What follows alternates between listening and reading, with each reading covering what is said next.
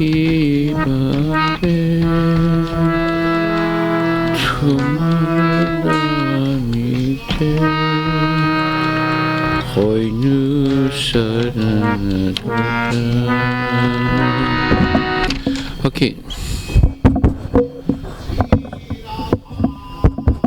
Yeah. Hare Krishna. We need the mic.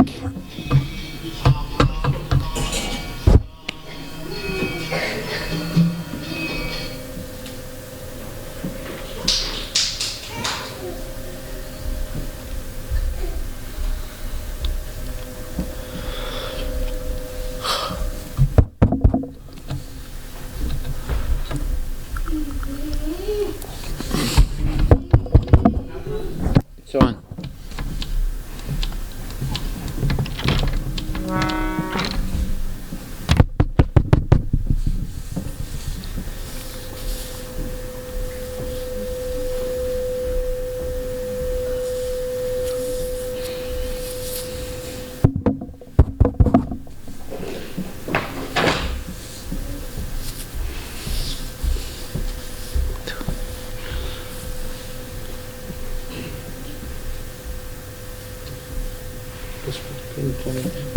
Hare Krishna.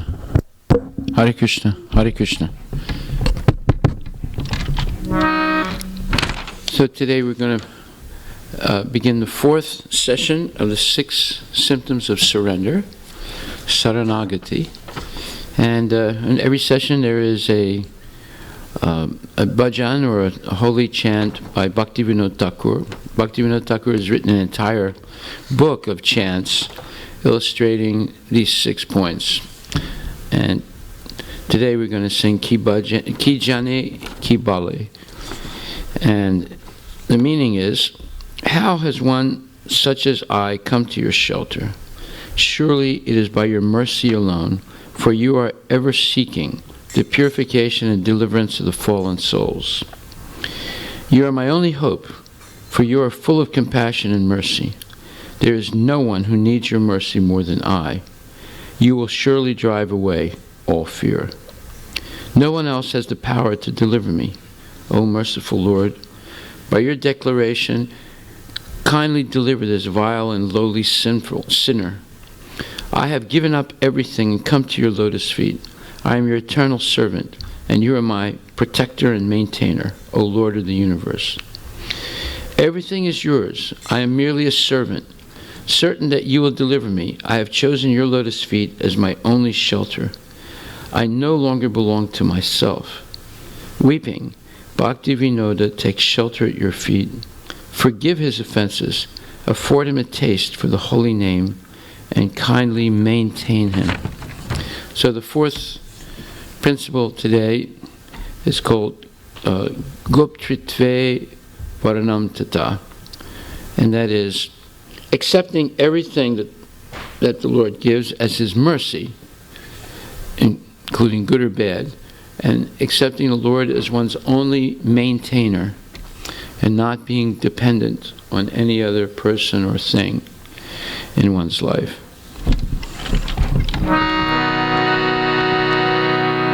Ki jane ki bale tomara damite hoinu saranagata. Ki jane ki bale tomara damite hoinu saranagata. Tumi doyamoy patita pavana patita taranirata. Tumi doyamoy patita pavana patita tarane Krishna, Krishna Krishna, Hare Hare, Hare Rama, Rama Rama, Hare Hare. Hare Krishna, Krishna Krishna, Hare Hare, Hare Rama, Rama Rama, Hare Hare. Varasa Amara Hematranata Tumi to Karunamoy.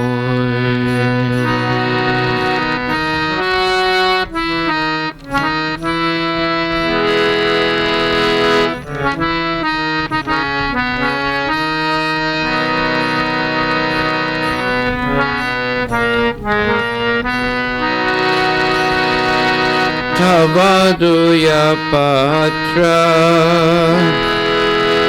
Nahi Murasama Avasya Guchabevoy. Tavaduya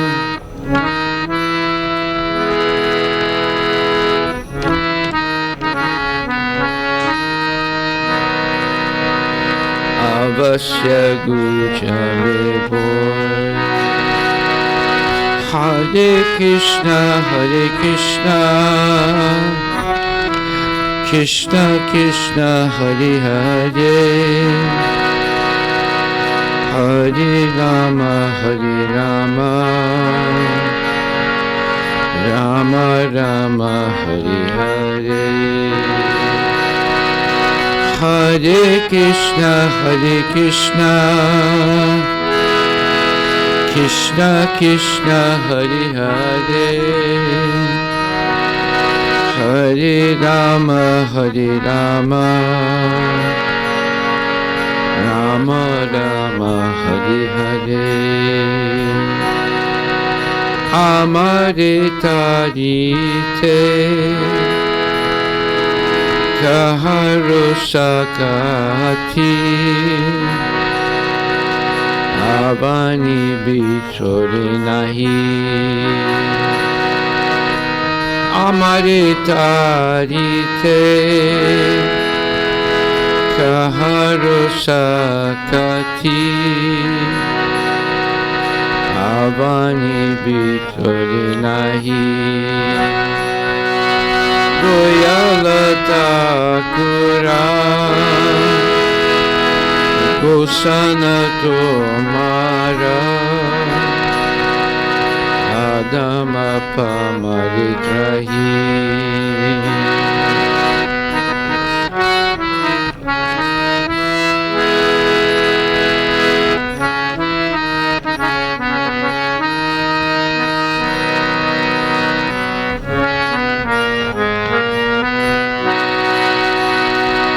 Sakala Chadiya Asiya Chiyami Tomara Charanata.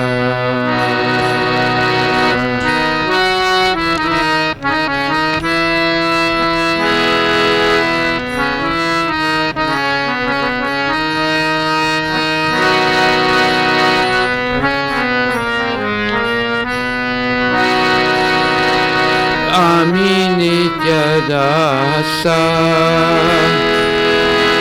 Tumi Padayita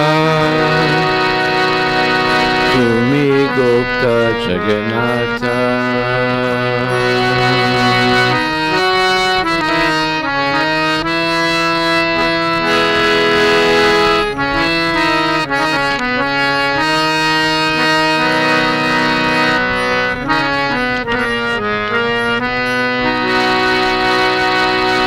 Hare Krishna,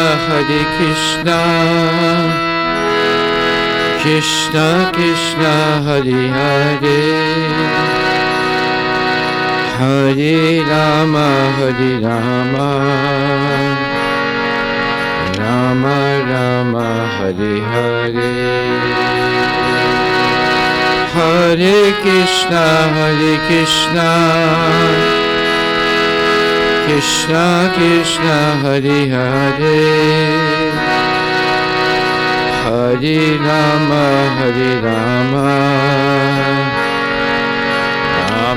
Rama Hare Hare. Tomara sakala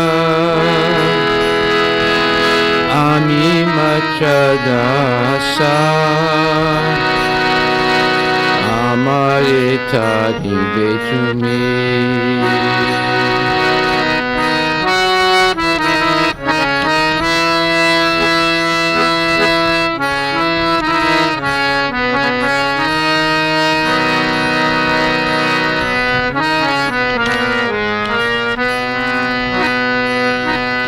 Tomara charana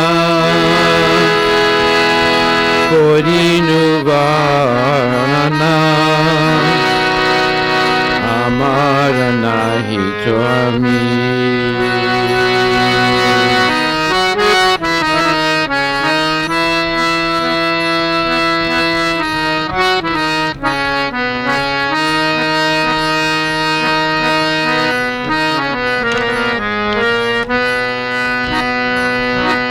Bhakti Vinoda Kandiya Sarana Loye Cheto Marapai.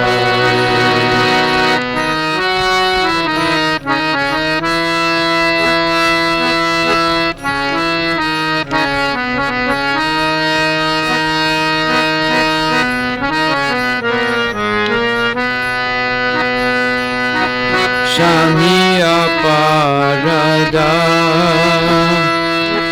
Nameruchidiya Palana Korohitai.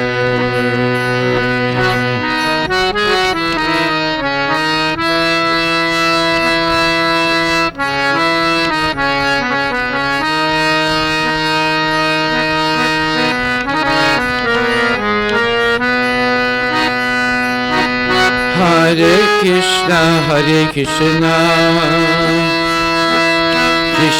Krishna Hare Hare,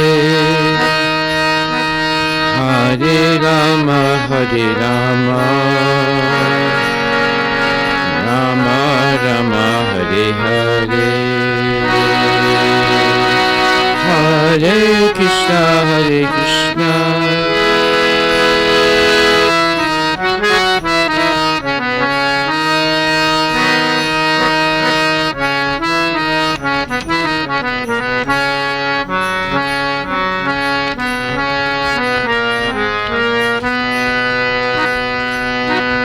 Ki jani ki bale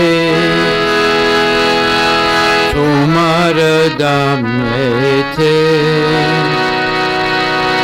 oinu saranagata. Ki jani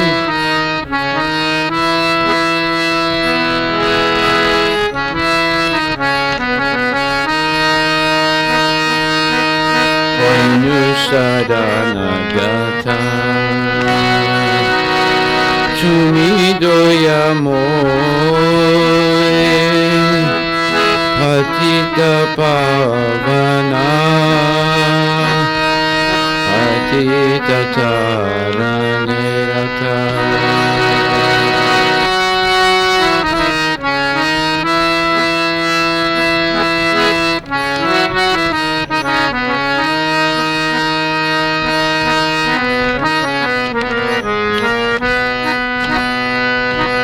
Hare Krishna Krishna Krishna Hare Hare, Hare Rama Rama Rama Hare Krishna, Krishna Krishna, Hare Hare, Hare Rama, Rama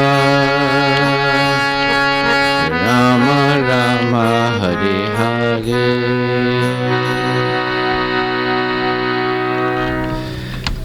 How has one such as I come to your shelter? Surely it is by your mercy alone.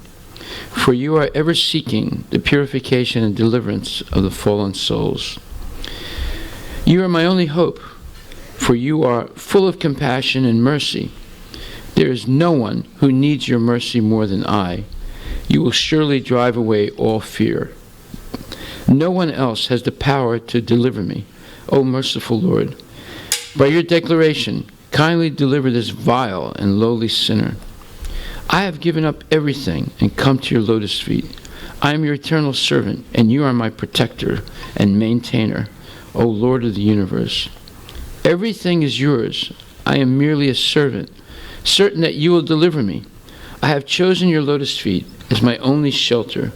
I no longer belong to myself.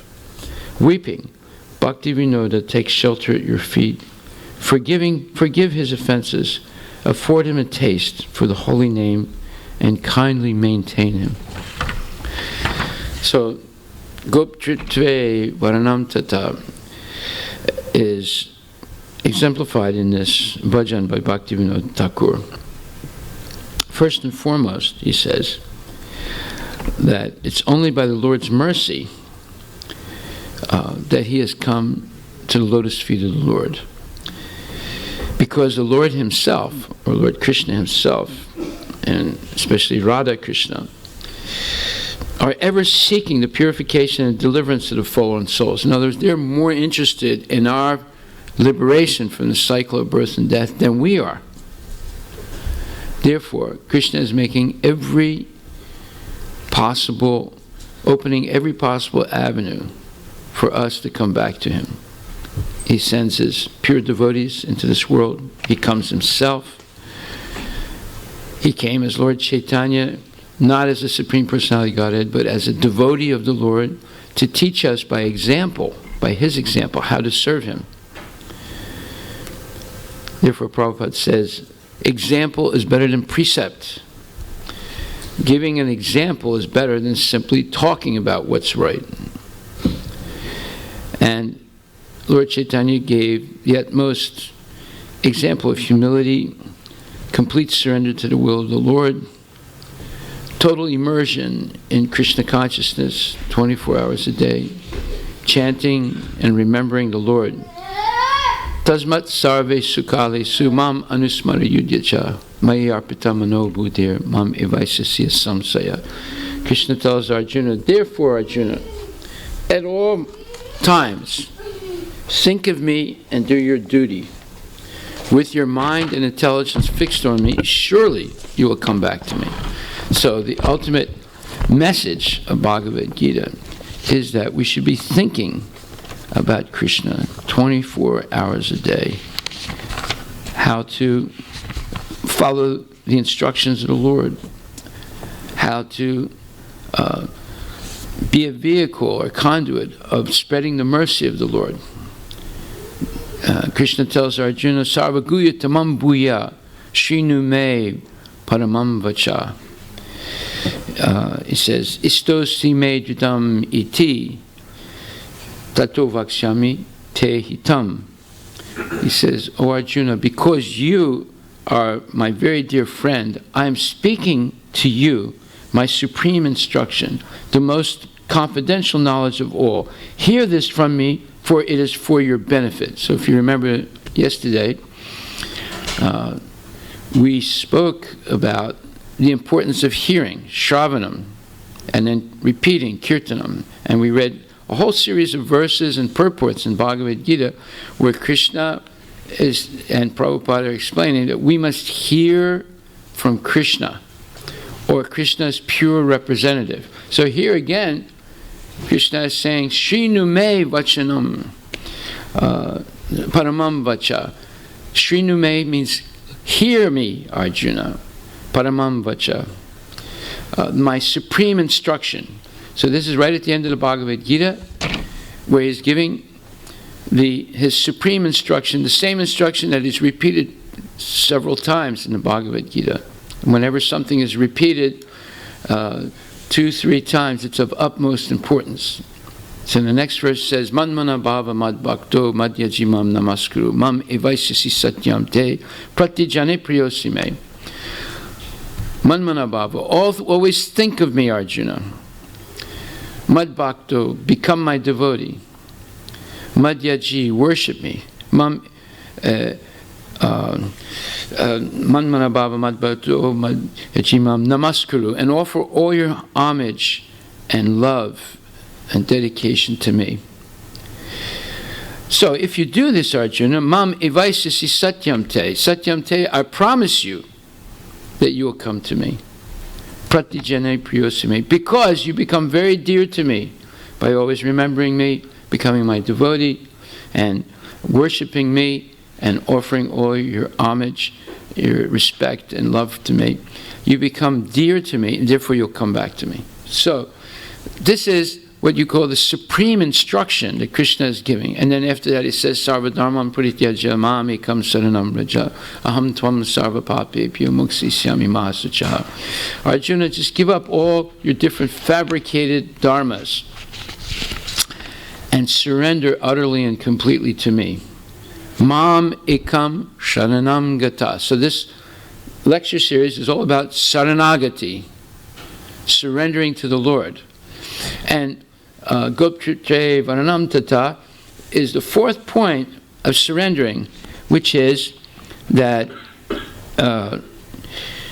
there's no need to worry about how we'll keep the body and the soul together.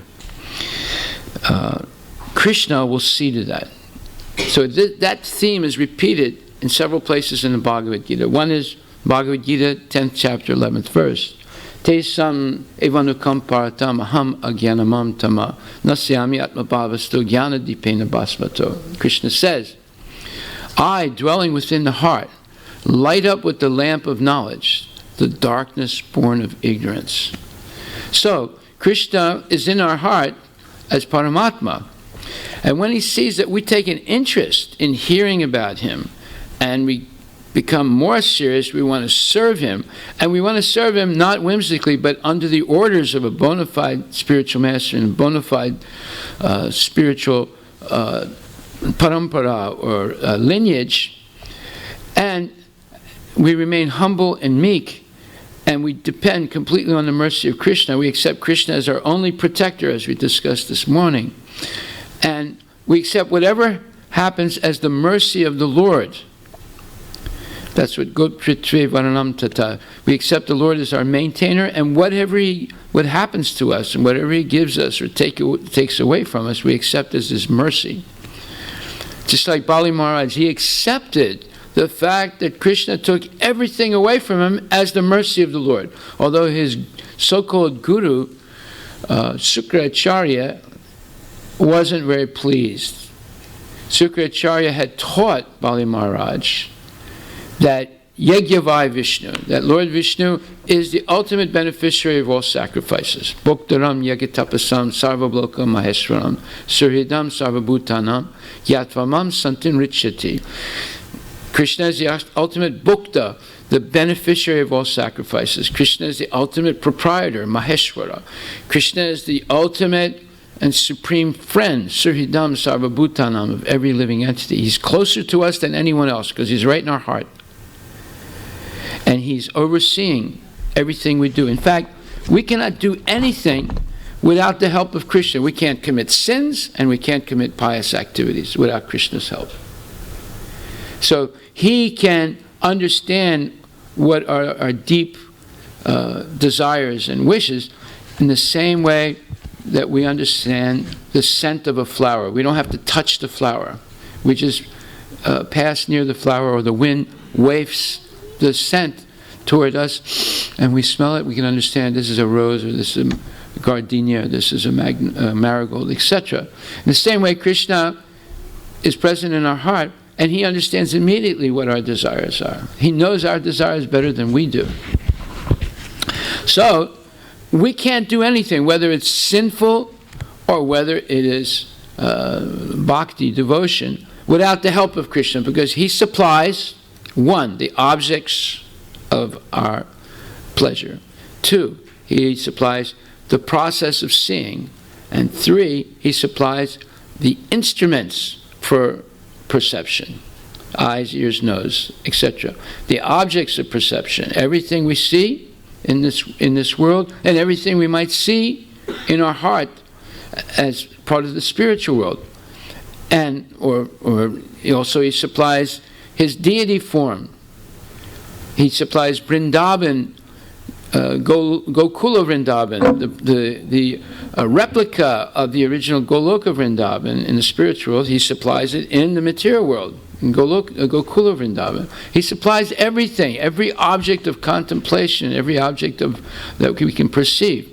And he supplies the process of perception. So we can't do anything. And he supplies the energy by which we can do something. But he leaves the thinking, feeling, and willing before we act to us. That's the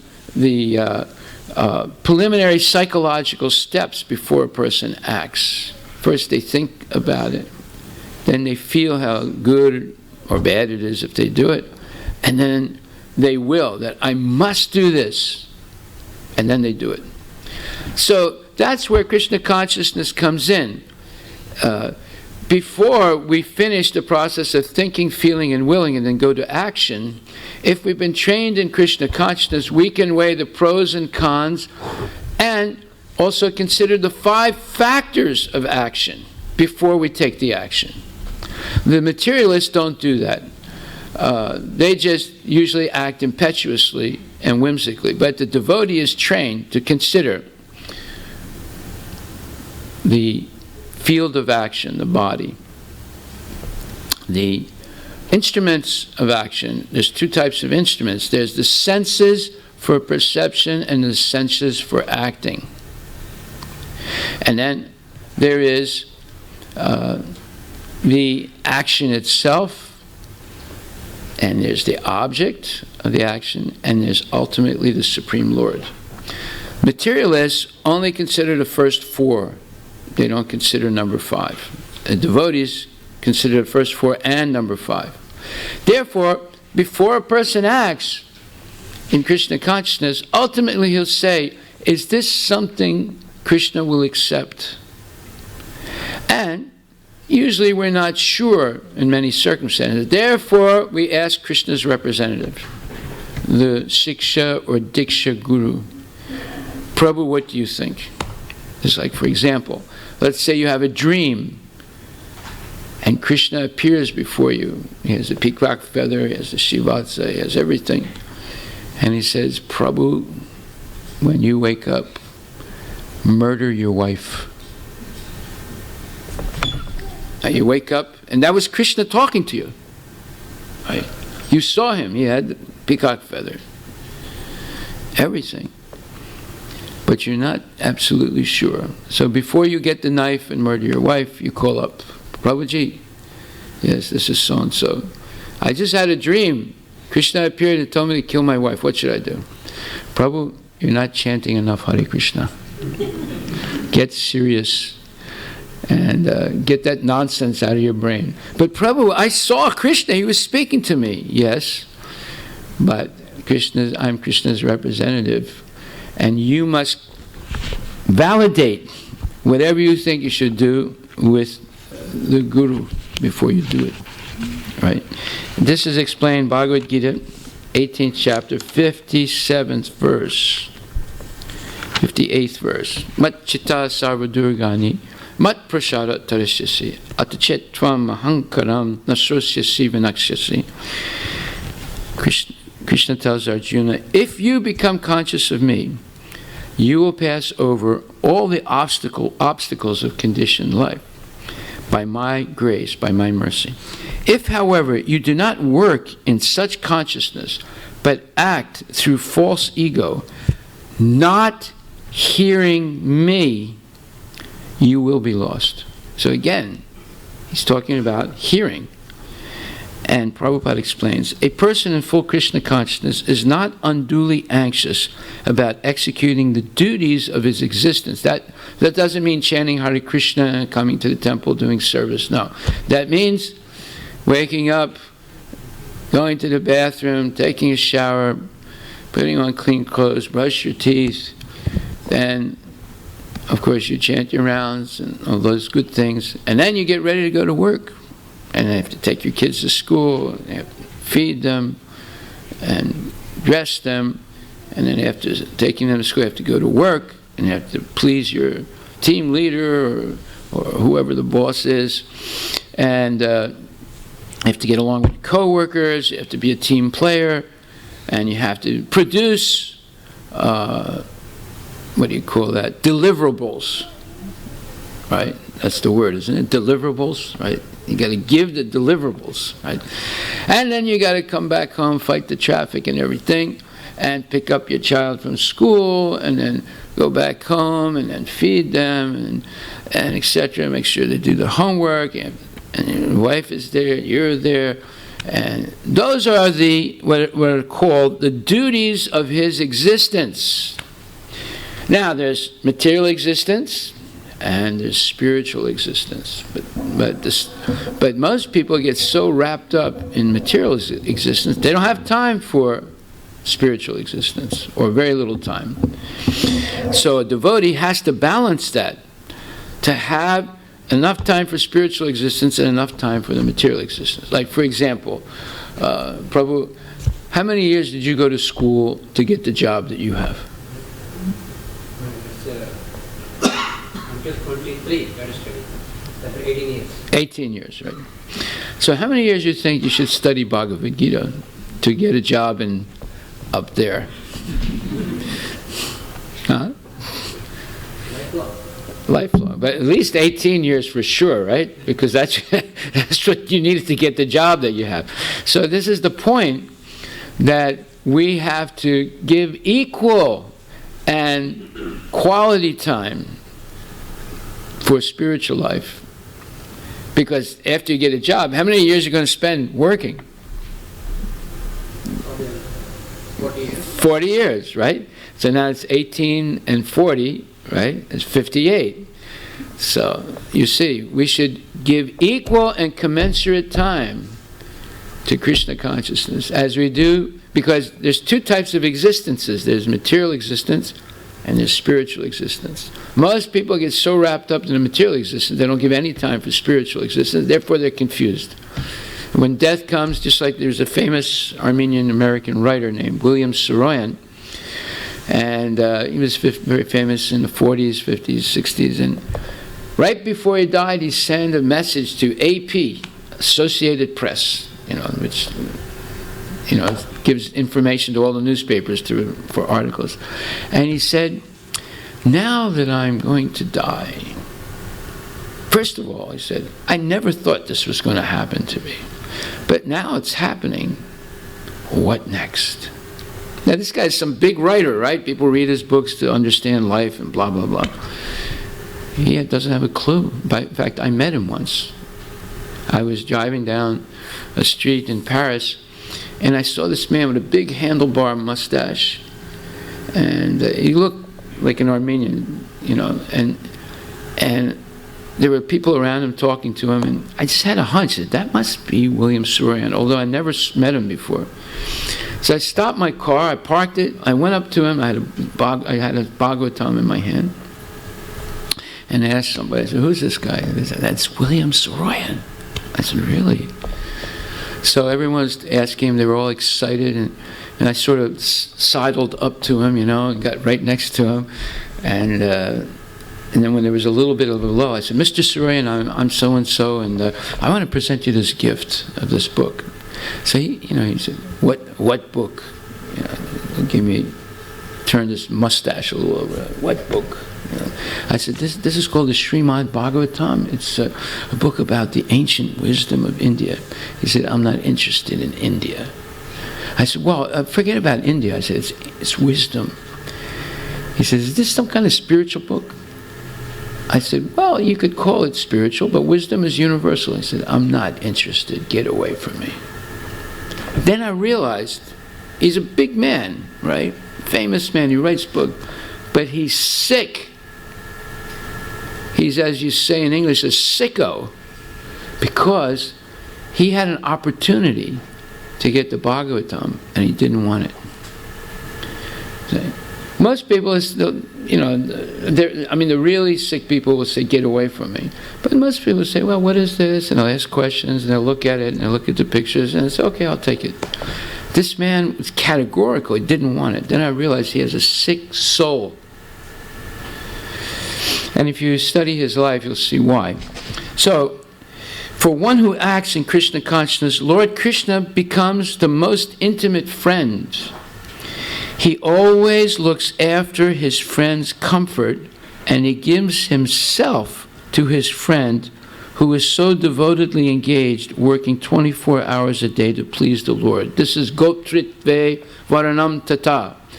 He gives special mercy to the devotee in the form of maintenance and care, and especially Shinvata Swakata Krishna Punya Shravana Kirtana Hridyantaksto hi abhadrani vidunoti srihit satam. Krishna says that when a devotee takes an interest in hearing his kata, his messages about him, he takes special interest in the devotee because he's in the heart, and from the heart he inspires the devotee to become more enthusiastic, to continue hearing and continue chanting. And basically he takes over. He protects the devotee so he can continue the hearing and chanting. It's a very famous verse in 1st Canto, 3rd chapter of Srimad Bhagavatam. And specifically it says, let's just read the exact words. To hear about Krishna from Vedic literatures, or to hear from him directly through the Bhagavad Gita, is itself righteous activity. And for one who hears about Krishna, Lord Krishna, who is dwelling in everyone's heart, acts as a best-wishing friend and purifies the devotee who constantly engages in hearing of him. In this way, a devotee naturally develops his dormant transcendental knowledge. Nitya Siddha Krishna Bhakti Sabdya Kabunai Shavanadi Sudachita Paraya Udai. That Krishna consciousness is naturally indwelling in our heart because we were originally with Krishna. We might not remember it, just like everyone sitting here was originally with his or her mother at birth. Raise your hand if you remember it. Does anybody remember? You remember? No. Okay. You were scratching your head. Okay. Yeah. Would anyone deny that they were with their mother at birth? No. But can anyone remember it? No. And the same way, we were all with Krishna originally. Well, we don't remember it. Just like we don't remember being with our mother at birth. But we can't deny it, because Krishna is our origin. Mamaivam sa jiva loka, jiva bhuta sanatana, manaksastan indriyani, pakriti stani karsati.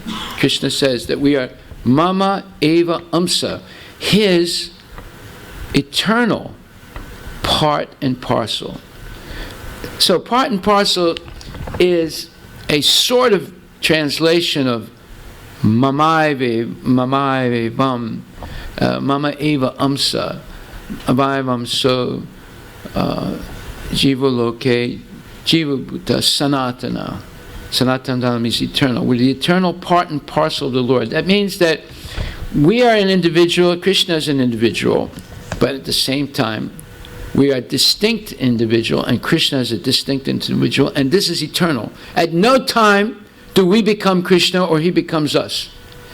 As the Mayavadis say.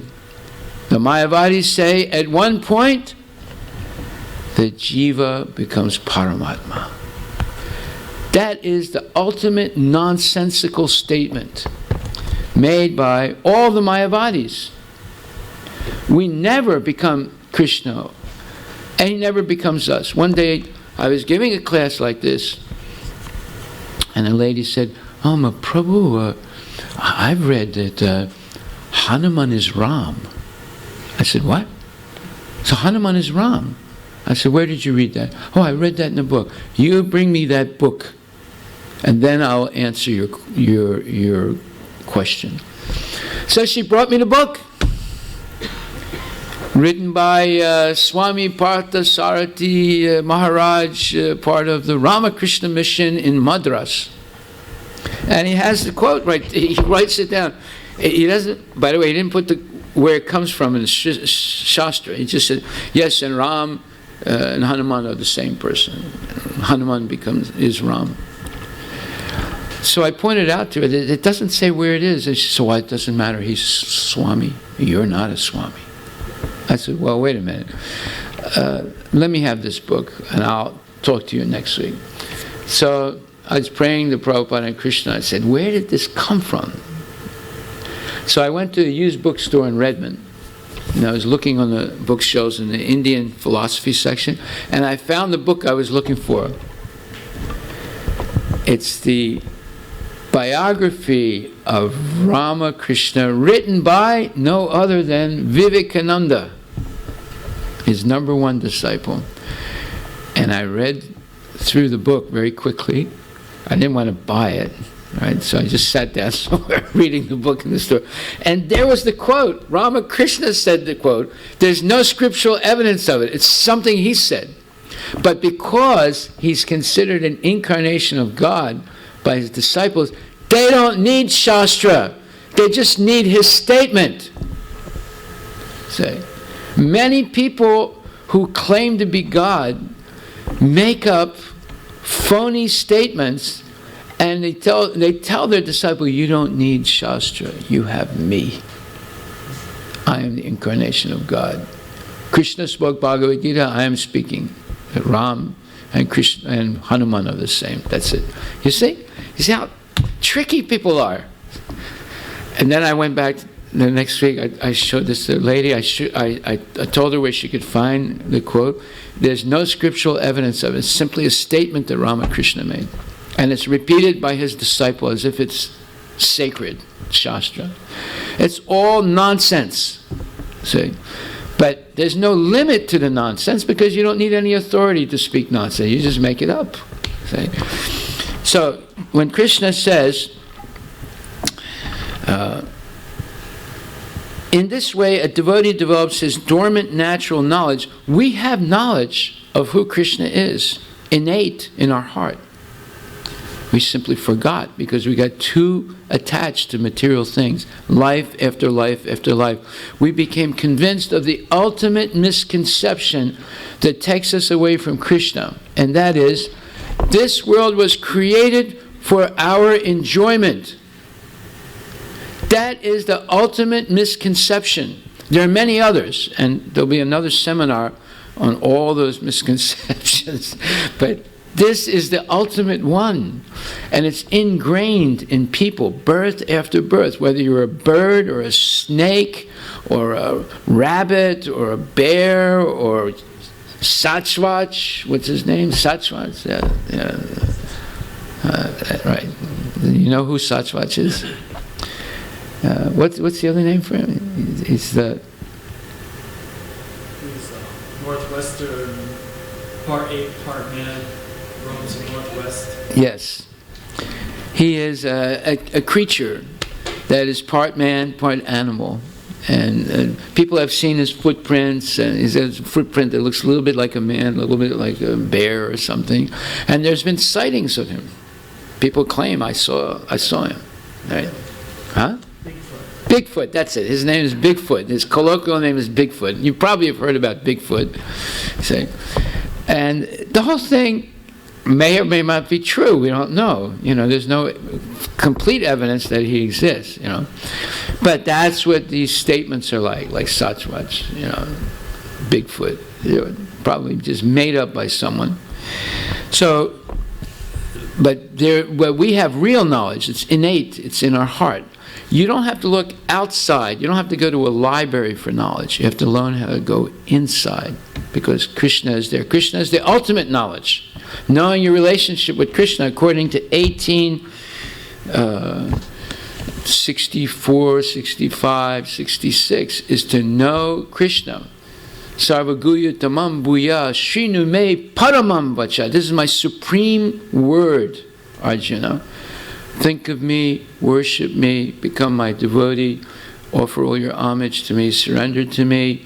If you do this, you become dear to me, and I guarantee you, you come back to me. Give up all your fabricated dharmas, Hindu dharma, Christian dharma, Muslim dharma, Jewish dharma, Buddhist dharma, nudist dharma, whatever dharma you have. Give it all up. It's all nonsense. Just surrender unto me. And I promise you that I'll protect you from any sinful reactions incurred in the process of serving me. Therefore, you have nothing to worry about, you have nothing to fear, you have nothing to be anxious about. Ma Sucha. See? This is his ultimate confidential knowledge. Therefore, as we read earlier today, that we should surrender utterly to Krishna. That doesn't mean you give up your family, it doesn't mean you give up your material existential duties. That means you add Krishna into your life and make sure you execute also your spiritual, eternal existential duties. See? That's all it means. If you have 1,000 zeros, it equals 0.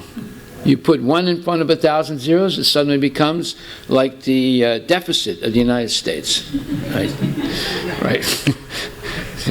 So, we should add that 1. You don't have to give anything up, just add the 1, Krishna.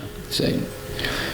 And therefore it says that he always looks after his friend's comfort. It's talking about Krishna and his devotee. And he gives himself to his friend who is so devotedly engaged, working 24 hours a day to please the Lord. Therefore, no one should be carried away by the false ego of the bodily concept of life. This is the second major misconception.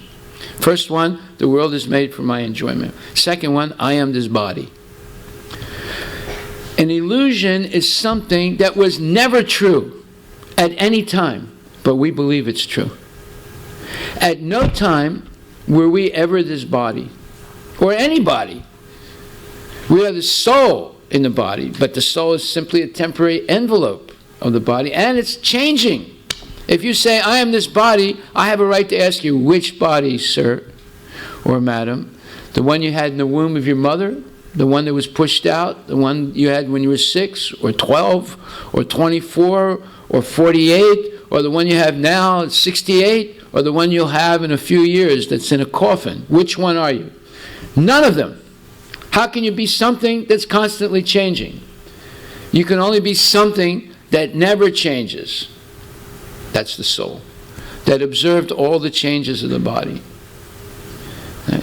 So people have these misconceptions, and due to these misconceptions, they waste their life chasing after phantoms, chasing after Bigfoot. Right? So there's a famous book called Don Quixote, written by a famous Spanish author called Cervantes. It's all about a nobleman named Don Quixote and his sidekick. He rides on a big white horse with a golden saddle, and he has a big lance. And his sidekick rides on a donkey, And every morning they get up and they go out and fight demons. And they always see the demons in the distance. And then they charge. He charges with his big lance, and the other guy's going behind him. Yes, sir, I'm coming. Yes, sir, I'm coming.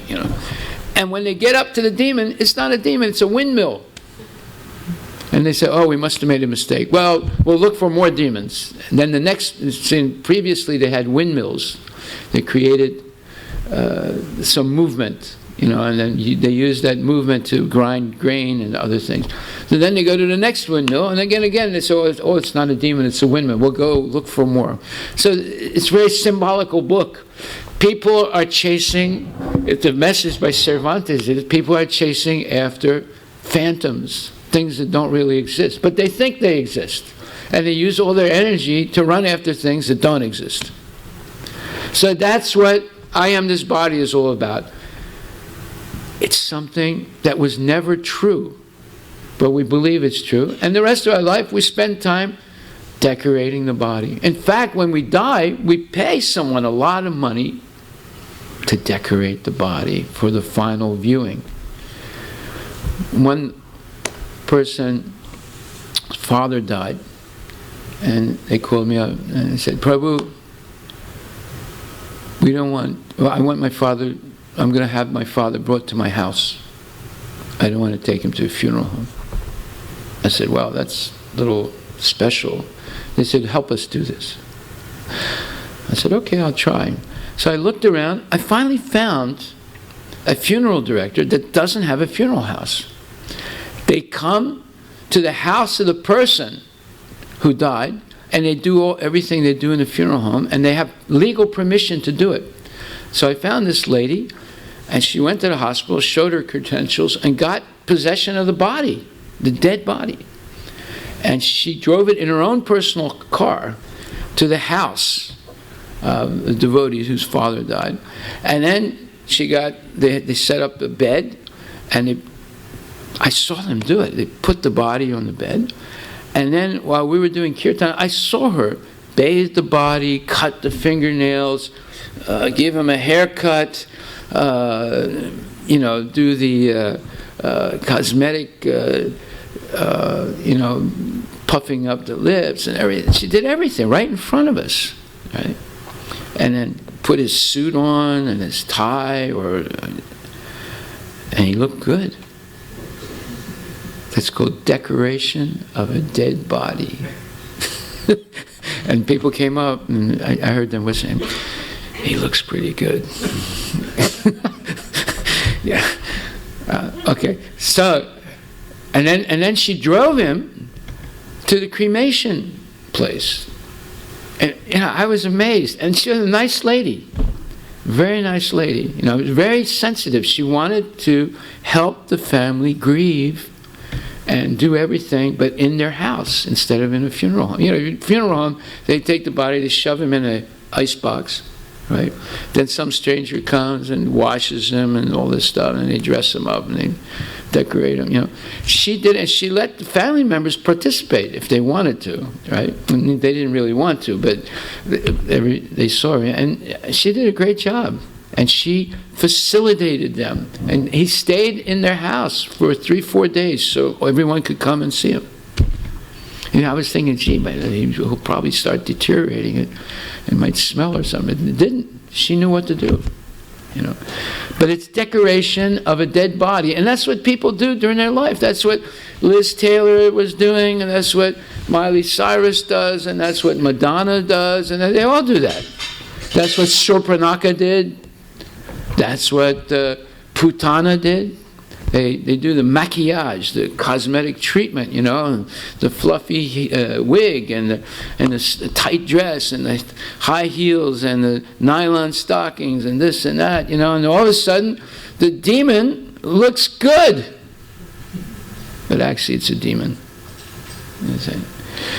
So this is all based or predicated on the false concept, I am this body. Number 2, major misconception of life. So therefore it says, therefore no one should be carried away by the false ego of the bodily concept of life.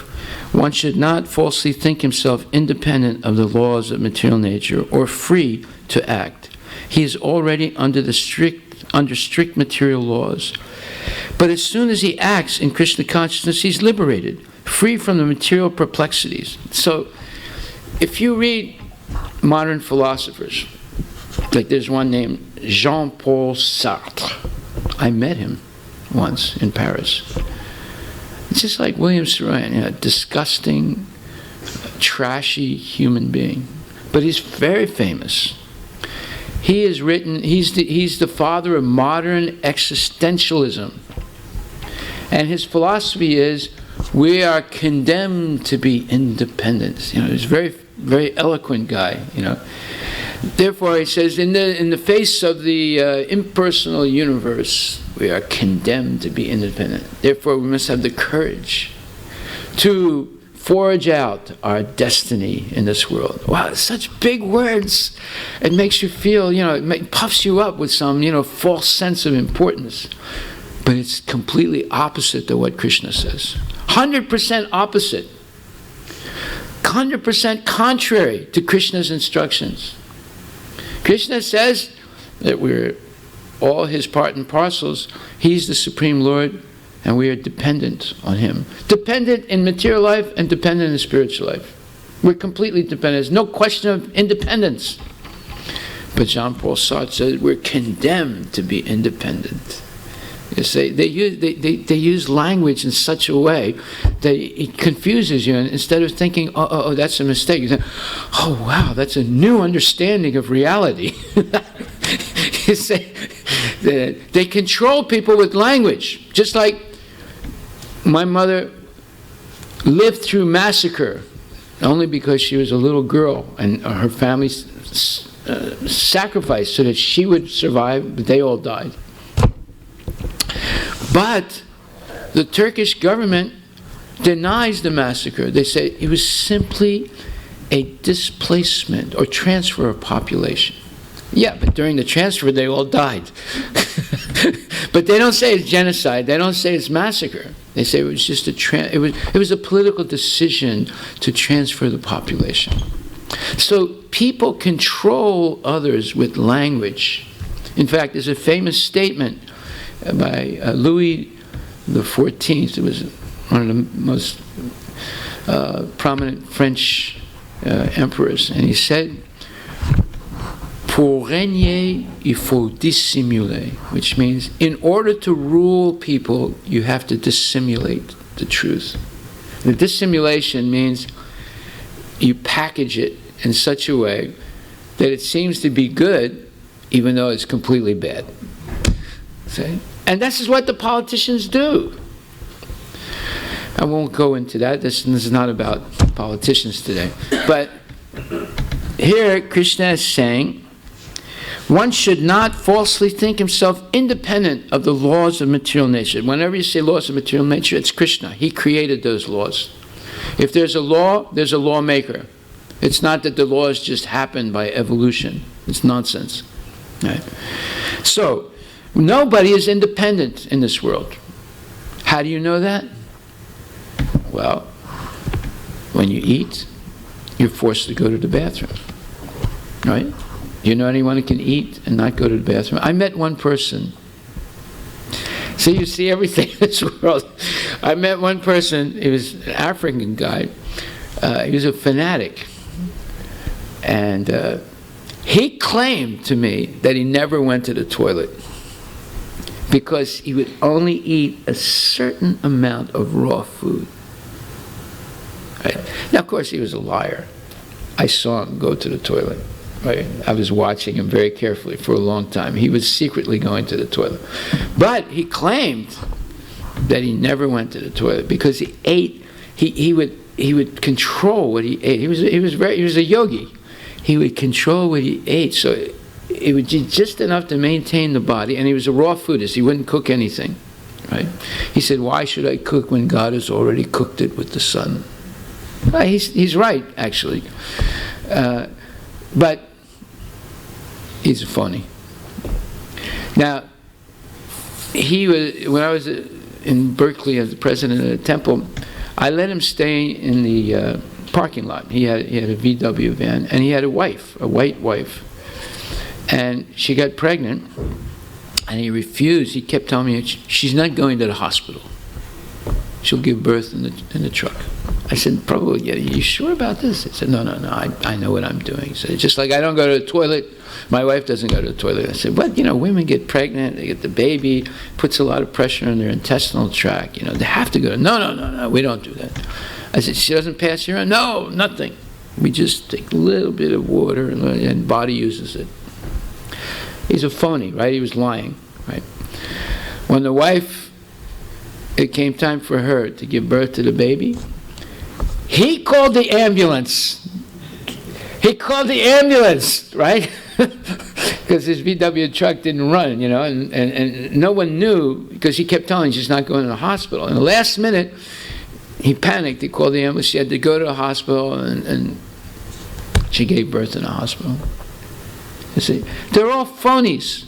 All these people that claim all these things, they're just phonies. It's not true. You eat, you have to go to the toilet. And that's the proof that you're not independent. That's the proof you're not God. When you pass stool, it smells. Whereas Rishabhadev, when he passed stool, it smelled like roses. You read the Bhagavatam, you see, because it's an incarnation of Krishna. So, we're not independent of the laws of material nature. And anyone who claims that we are is a phony. And they should be rejected right away. Don't even waste your time listening to that nonsense. We are dependent in every step on Krishna and His mercy. That's what Gopchite Varanam Tata means. We're completely dependent on the mercy of Krishna. One should not falsely think himself independent of the laws of material nature or free to act. He is already under strict material laws, but as soon as he acts in Krishna consciousness, he's liberated.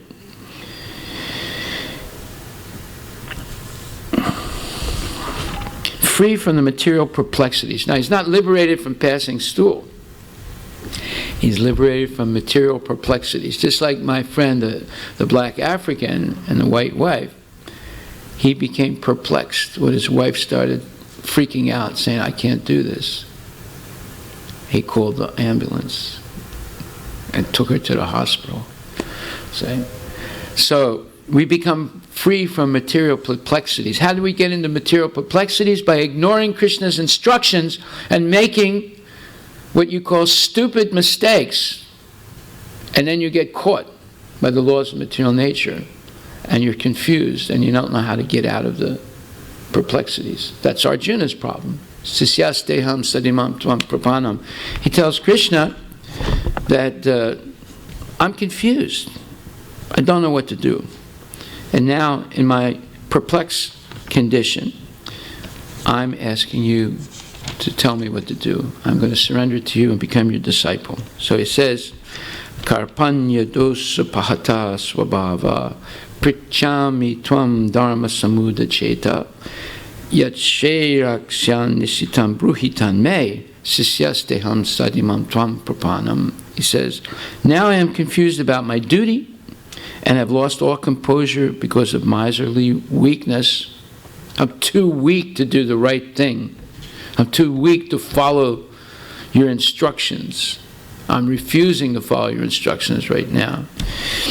Because of miserly weakness, there's Brahmana and Kripana. Brahmana is very liberal, and a Kripana is a miser. Brahmana liberally follows Krishna's instructions with enthusiasm, and the Kripana refuses to follow Krishna's instructions, therefore is a miser. In this condition, I'm asking you to tell me for certain what is best for me. Now I am your disciple, and a soul surrendered unto you. Please instruct me. So, we should follow, everyone should follow Arjuna's example. Everyone's confused about what to do. Should I live in India? Should I live in America? Should I invest in this stock or should I invest in that stock? Should I marry this person or should I marry that person? Should I buy this house or should I buy the house? Should I buy this car or that car? Should I work in Amazon or should I go back to Microsoft? Should I do this? Should I do that? Everybody's confused. They're always faced with these dual questions and possibilities. They're not sure which way to go. So, should we have another kid or should we not have any more kids? Should we buy a house that we can't afford, or should we just buy a house that we can afford, but we don't really feel good in it because the others bought bigger houses, right? So, there are all these decisions that people are faced with all the time. But as soon as he acts in Krishna consciousness, he's liberated, free from material perplexities. One should note very carefully. Why? Because duality, the raga and dvesa, attachment and hatred that we're born into and confuses us, is eliminated immediately by saying, Vasudeva Sarvamiti, Krishna, you're everything for me. So from now on, whatever decision I make, it's based on anukuyasya sankalpa Pratikuyasya varjanam. The first two things we discussed yesterday. Accept everything favorable for Krishna consciousness, reject everything unfavorable. If you follow that, then you're in a monary world. Right now we're in a binary world. 1 0, 1 0, 1 0, 1 0, 1 0, 1 0, 1 0. But when you come to the monary world, there's oneness. Just like the Christians said, Jesus said it, it's in the Bible, and I'm going to follow it. You see? But we say, Krishna said it, it's in the Bhagavad Gita, and I'm going to follow it. Right? That means that you're in a monary world, the world of oneness. We're one with the desire of Krishna. Not that we become Krishna. That's what the Mayavadi says. We're one because we become Krishna. Hanuman becomes Ram. What a ridiculous proposition. No, oneness is in terms of agreeing with Krishna. Just like if your kid is one with you, and he agrees to follow your good instructions, then there's oneness. Then if you meet the child, you meet the parents also, because he never goes against his parents' good instructions. That's the real sense of oneness. It's not that, oh, we're one, I am you, you are me. Just like once Ramakrishna, there's a story about Ramakrishna, he knocks on the door of his disciple, Vivekananda. Vivekananda said, who is it? And who are you? And the other person says, he doesn't say it's me, he says, it is you. And he opens the door and lets him in. You see? Because I am you, you are me, we are they are us. Us is them is those, and like that. This phony Mayavadi philosophy. We're all one. We just let's all hold hands and go kumbaya, love, we are God, we are the universe is going to listen to our desires, blah blah blah, all nonsense. So then it says, one should note very carefully that one who is not active in Krishna consciousness is losing himself in the material whirlpool, in the ocean of birth and death. No conditioned soul actually knows what is to be done and what is not to be done. But a person who acts in Krishna consciousness is free to act because everything is prompted by Krishna from within and confirmed by the spiritual master without. So that's why I said, if you wake up one night, ladies, and Krishna appeared in a dream and said, put poison in your husband's food tomorrow. What do? You tell me what you do. What do? You actually saw Krishna in a dream. What do you do? Come on, Divya, you know what to do. You don't know? No. What do you do? Because you actually saw Krishna in the dream. You call up your spiritual mentors, not tormentors, but mentors, right? And you say, Prabhu, I just had a dream, and I really saw Krishna, and he told me to put poison in my husband's food. What should I do? And say, chant Hare Krishna. You're not chanting enough, therefore you're having dreams. There's 3 states of consciousness. There's wakefulness, there's deep sleep, and there's the intermediary. It's in the intermediary state, it's called susupta, where you dream. It's not deep sleep. You don't dream in deep sleep. You dream when you're not quite asleep or not quite awake. And then the mind goes crazy at that time. And you start seeing, you know what a gold ring is, you understand a gold mine, but now you see a golden mountain in your dream. You know what a mountain is, you know what a gold ring is, but now you see a golden mountain. That's what happens in these dreaming states. Now, there are some dreams that may be valid, but it's still a dream, so you have to get validation of it from a bona fide, spiritual person. So, therefore, it says, a person who acts in Krishna consciousness is free to act because everything is prompted by Krishna from within and confirmed by the spiritual master, or spiritual masters, Siksha and Diksha gurus. So one time I was with Prabhupada, and I said, Prabhupada, I'm going to open a shop. I'm going to call it Krishna Shop. He said, no. You should call it Hare Krishna Shop. Let the people that walk by say Hare Krishna once in their life. And then he told me a story. He said, a long time ago, there was one man walking in a village, or outside his village, and a wild boar ran toward him and ran right into him. And as the boar ran, boars have these tusks, and they're very powerful animals, right? And they can kill you if they run straight into you. And as he was running into him, he said, Haram! And he died. And Prabhupada told me this story. He said that man went back to Godhead because he said Hari Ram at the last moment of his life. And I said, but he said Haram, it's a Urdu word, that's actually an Arabic word. He said, yes, but it's close to the syllables Hari Ram. So he said it, and he got liberation from birth and death. He said, therefore, let them say Hare Krishna once in their life. And there is scriptural evidence to this. I can show you in the Chaitanya Charitamrita where it says, if there is a sentence in which, let's say, you say, Harry went to the store to see the new Dodge Ram. You get the benefit of saying Hari Rama. Harry went to the store and to see the new Dodge Ram, or Ram, right? So you get the benefit of saying Hari Ram once, just by reading that sentence. Or let's say you see a Dodge Ram, and you say, oh, there's Ram. Say, and the same with Hare Krishna. If there's two syllables in a sentence, for example, Harry called his insurance agent Mr. Krishna. Krishna or Krishna. There are people who have that name, Krishna, right? Krishner, right?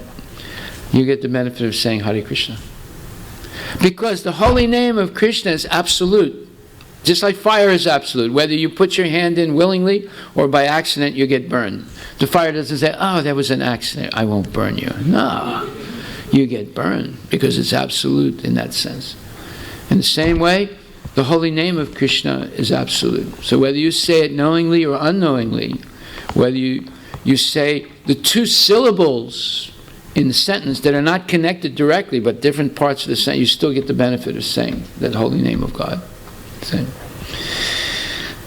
Okay, so no conditioned soul actually knows what is to be done and what is not to be done. But a person who acts in Krishna consciousness is free to act because everything is prompted by Krishna from within and confirmed by the spiritual master. So now let's put up the slides.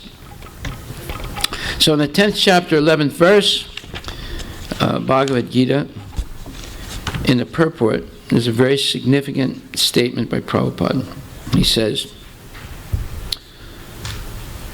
the pure devotee does not have to worry about the material necessities of life. He need not be anxious, because when he removes the darkness from his heart, everything is provided automatically by the Supreme Lord, who is pleased by the loving devotional service of the devotee.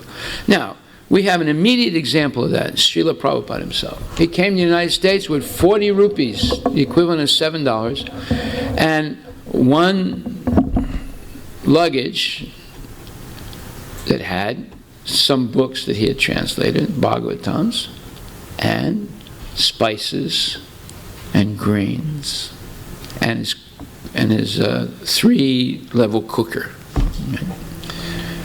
And he only knew one person, and it was this Mr. Agarwal in Butler, Pennsylvania. And he went there, and he stayed there for some time, Then he realized that he was not going to get anywhere by staying there. So he decided to go to New York City on his own, not knowing anyone there, and not having hardly any money. He simply had faith in the words of his guru. You preach this message of Chaitanya Mahaprabhu in the English-speaking world. That was in 1922. And now, fast forward to 1965, he's 69 years old. His business went bankrupt. He's been a vanaprastha, living away from his family. While walking in Vrindavan, a giant bull rammed into him and pierced his ribs. He almost died. He was in a hospital, and he was saying, "Oh my God, I'm all alone now. I'm in the hospital. I don't have any friends. I don't have any relatives. Maybe I should go back." He said, No, I'm not going to go back. I'm going to have faith in the words of my guru. And then he struggled to print some magazines and books, and then finally he was determined to go to the United States, and he got a free passage there. And on the passage he had 2 heart attacks. But Krishna came to him, as we saw in that play. Krishna came to him and comforted him. There was no hospital, there were no doctors on that ship. Even if you have a heart attack, it's extremely painful because your arteries are blocked, you can't breathe, you're freaking out. But he had faith. And then he arrives, and now he's in New York City, doesn't know anybody. He ends up staying with a crazy hippie in a loft. And one day the hippie takes LSD, and he gets a knife and tries to kill Prabhupada. And Prabhupada has to run out in the street. And he ended up, there was one person he had met. It's Mukunda Maharaj. At that time his name was Michael Grant. So he goes and knocks on his door. It's around 10 o'clock at night, and Mukunda Maharaj is in bed with his girlfriend. So his girlfriend answers the door, and she sees Prabhupada, and said, "Well, I don't have any place to stay." She said, "Well, I'm sorry, we're not interested." Slams the door on his face. And comes back to get in bed with her boyfriend. And Michael said, "Who's that, honey?" And she said, "Oh, that's that old Swami." He said, "It's Swami?" He said, "What do you want?" She said, "Oh, he said he didn't have any place to stay." "Well, why'd you close the door on him?" "Well, you don't want him with us tonight." So he said, "Wait a minute." And he got out of bed and opens the door to run out. And there's Prabhupada standing right there. He didn't have anywhere to go. I said, "Swami, what's the matter?" And then Prabhupada explained. "So you come in here, Swami. You stay here tonight. My friend and I will go stay somewhere else." He gave his house, his apartment, to Prabhupada that night. So he had to go through all that trouble. Then he had translated the entire and written a commentary to Bhagavad Gita. Someone stole his typewriter and the entire translation. Still, he didn't give up. And he continued because he had faith in the prophecy of Lord Chaitanya, Pritivite Acheyata Nagaradi Grama Sarvatma Prachur Haibe Moranama. One day, this holy name of Krishna will be heard in every town and village of this world, and all living entities will be benefited, not only human beings, but the animals, the insects, the birds, the trees, everyone will be benefited by it. So that prophecy was there. So Prabhupada had faith in it. And he had faith in the words of his guru. You spread this mission of Lord Chaitanya throughout the whole world and preach in the English-speaking countries. And he had faith in more instructions of his guru. His guru said, if you ever have extra money, print books about Krishna. He strictly followed all of his guru's instructions. And then his grandfather Guru Bhaktivinoda Thakur said, one day someone will come and he will spread this message all over the world, and he will bring the white brothers to India to dance with their Indian brothers in Mayapur. I was there when it happened. It was, I think it was 1988. For the first time, well, no.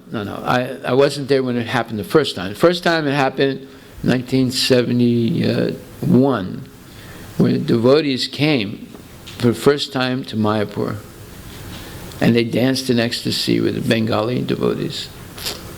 But it happened again in 1988, when a huge number of Russian devotees came for the first time from Russia to Mayapur and danced in ecstasy with Bengali and, of course, other European and American devotees. It was a very ecstatic moment. That was a prophecy of Bhaktivinoda. So Prabhupada accomplished the prophecy of Lord Chaitanya by following the instructions of his guru, and he accomplished the prophecy of Bhaktivinoda Thakur. So, why? Because he had complete faith in his guru. And therefore, one time he wrote me a letter. In his letter he quoted a verse. And in this verse it says, one who has implicit faith, that means absolute faith, in his guru and Krishna, for that person, all the, let's say, secrets or the imports of the Vedic knowledge are revealed to him.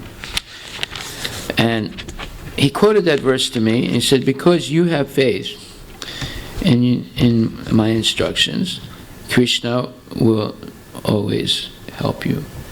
Right? So this verse, Yasya Devi para bhaktir yata Devi tata guru tasyaite katita hiyartak prakasante mahatmanaha. Let me see where Yasya Devi para bhaktir. Yeah. So this is quoted in Bhagavad Gita in two places. One who has unflinching devotion for the Supreme Lord and is directed by the spiritual master, in whom he has similar unflinching faith, can see the Supreme Personality of Godhead by revelation. Well, this is what Krishna says. Tesam satata yuktanam pachitam pritipurvakam dadami buddhiyogam tam yena mamupayantite. One who serves me with love and devotion, who is always engaged in my service, constantly serving me, I give the understanding by which he comes to me. In other words, as we read this morning, Narada Muni was 5 years old. He never studied. He never went to school. He simply ate the remnants of prasadam of pure devotees, and he became completely enlightened at 5 years old. He did not study. He did not go to school. He did not know, let's say, Sanskrit or any of that. Dhruva Maharaj was a 5-year-old kid, but because he followed the instructions of his guru, he saw Lord Vishnu, and the Lord touched him on the head with his concha. Immediately Dhruva began to speak very profound prayers in Sanskrit, glorifying the Lord. He never went to school. Therefore, Vasudeve Bhagavati Bhakti Yoga Prayojita Jnanayat Yasuvairagam Jnanam Chayat Haitukam. One who serves sincerely the Supreme Lord Vasudeva, Krishna, then knowledge and renunciation follow automatically.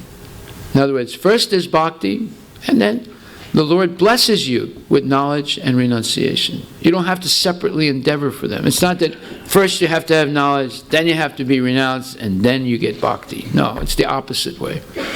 You engage in bhakti, and by the mercy of the Lord, He reveals everything to you.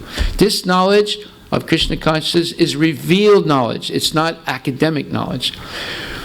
If we surrender to the Lord, Bahunam janmanamante jnanavamam prapadyante vasudeva savamiti samahatma sudurlabha. Then the Lord reveals the knowledge to us, just like the sun reveals everything when it rises.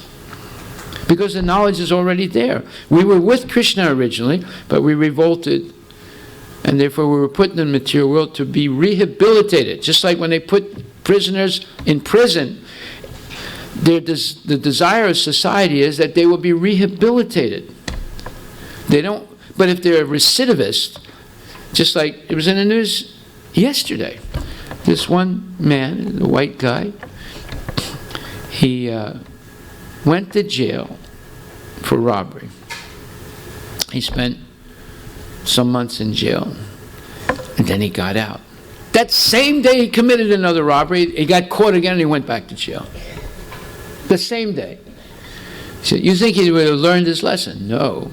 And the next time they let him out, guess what he's going to do? He's going to commit another robbery and go back to jail. See?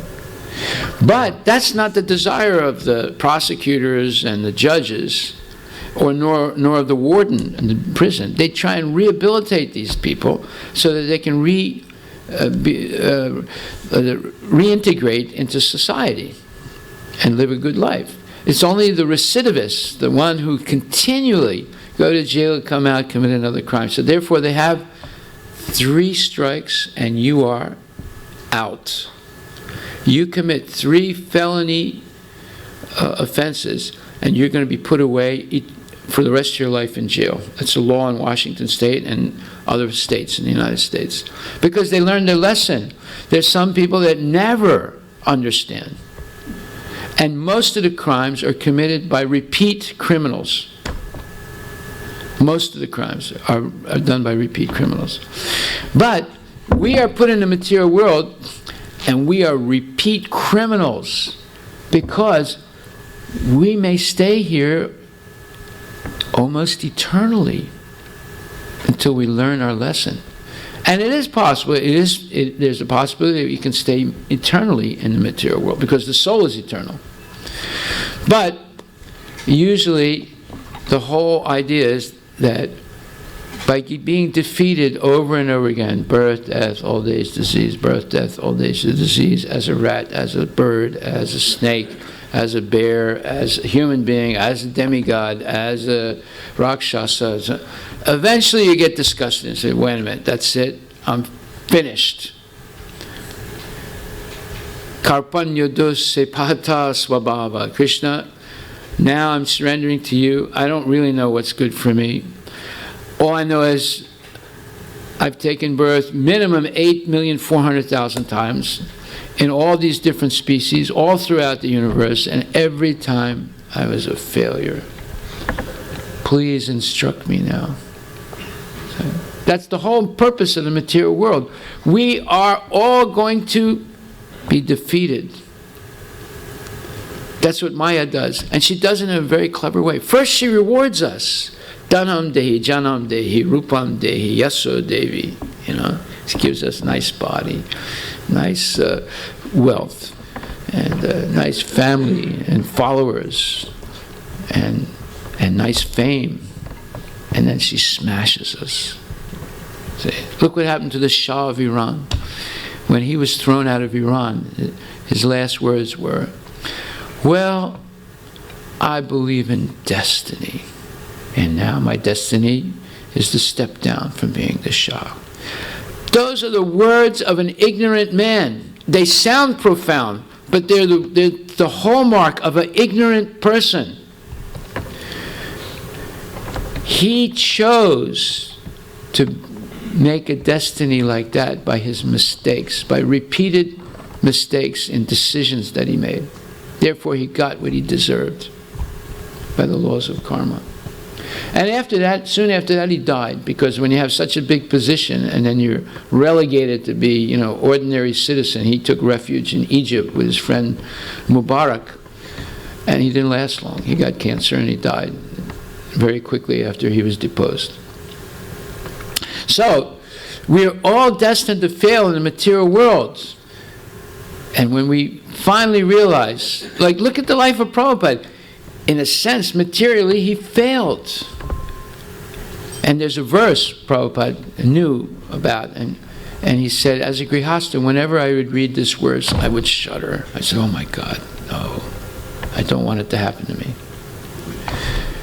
Yasyaham anagrinanti harisyeta danam janai. In the 12th canto of Srimad Bhagavatam, Krishna says, my special mercy to my devotee, especially the one who's attached, who's a devotee but still attached to material things, I take everything away from him. So he has no choice but to surrender unto me. I help him by taking everything away. Prabhupada, if you read the Leela, you see, every time he read that verse, he would shudder, thinking, oh my God, I hope it doesn't happen to me. But it did. It's Krishna's special mercy. See? So,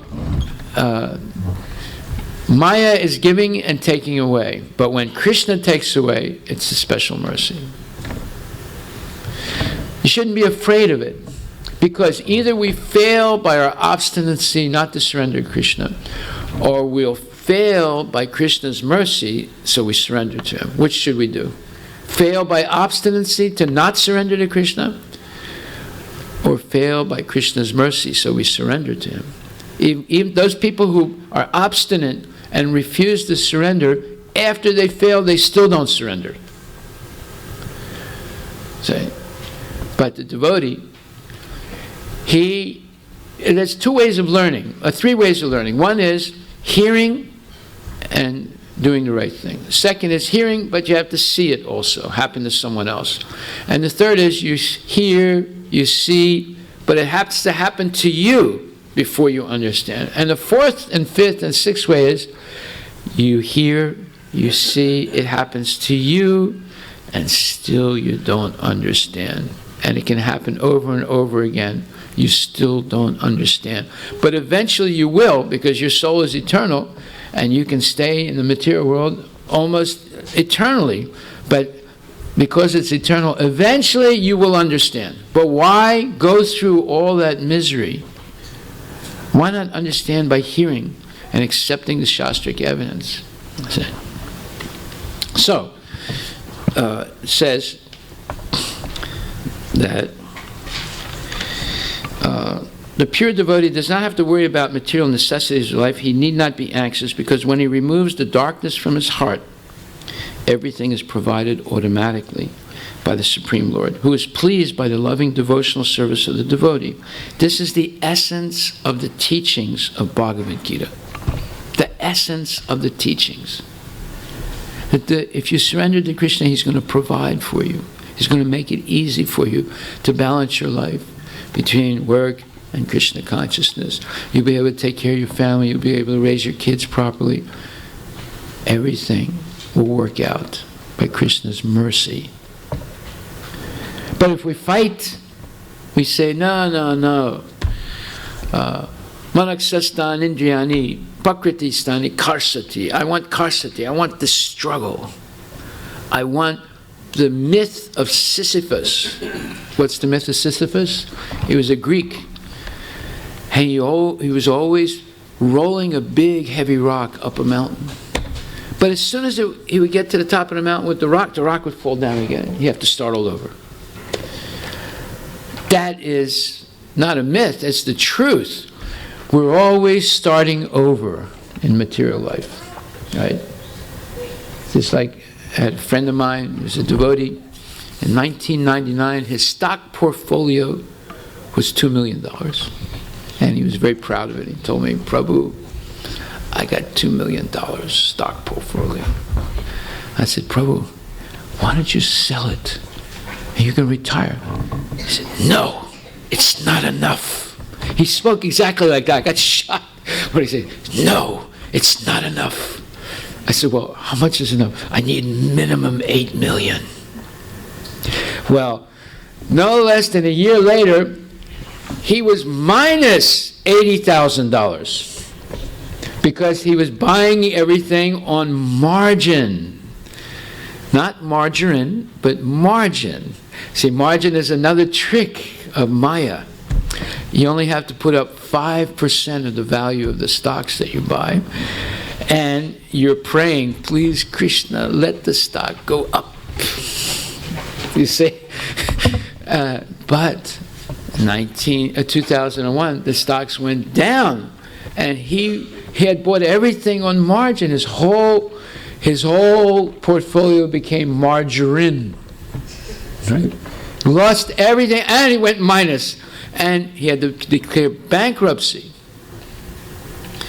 And he almost lost his house. He had to remortgage his house to pay off the stockbroker. Stockbroker gave him 24 hours to pay, otherwise he was going to foreclose everything. You see, there's no mercy in the material world. You don't get mercy from the Coca-Cola machine or from the stockbroker, right? You can only get mercy from Krishna. Okay? So he lost everything. Why? Because it's not enough. I need $8 million. Then in 2001 he was saying, if only I'd listened to your advice, Harivilas, I'd be retired right now. I'd be down in the Bahamas drinking a pina cola on the beach. Do you see what happens to people? They get greedy. And this guy's a devotee, initiated by Prabhupada, right? There's Maya does not let anyone alone. You think, oh, I'm a devotee, I'm immune to Maya. No. No way. So, this verse 10:11, it says, by studying Bhagavad Gita, one can become a soul completely surrendered to the Supreme Lord and engage himself in pure devotional service. As the Lord takes charge, one becomes completely free from all kinds of materialistic endeavors.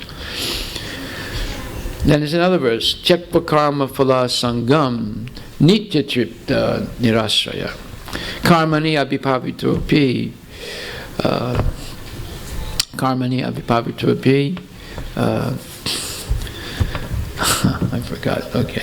Anyway, this verse says, 4th chapter, 20th verse.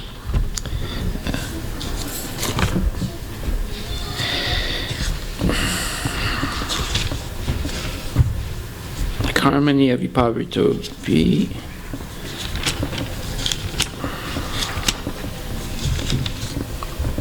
Naiva kinchit karoti sa.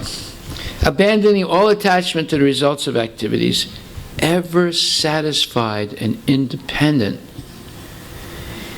The devotee performs no fruitive actions, although engaged in all kinds of undertakings. So this goptritre varanam tata, another meaning of it is, you're satisfied with what Krishna gives you easily. You don't hanker for more than your minimum needs. This is wisdom. Nirasir yatachitatma tyakvasarva parigraha sarinam kevalam karma kurvan napnoti kilbasam. Such a man of understanding acts with his mind and intelligence perfectly controlled, gives up all sense of proprietorship over his possessions, and acts only for the bare necessities of life.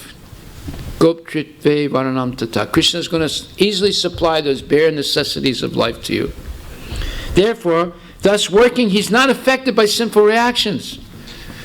He's not entangled by raga and dvesa, desires, hankerings, and hatred.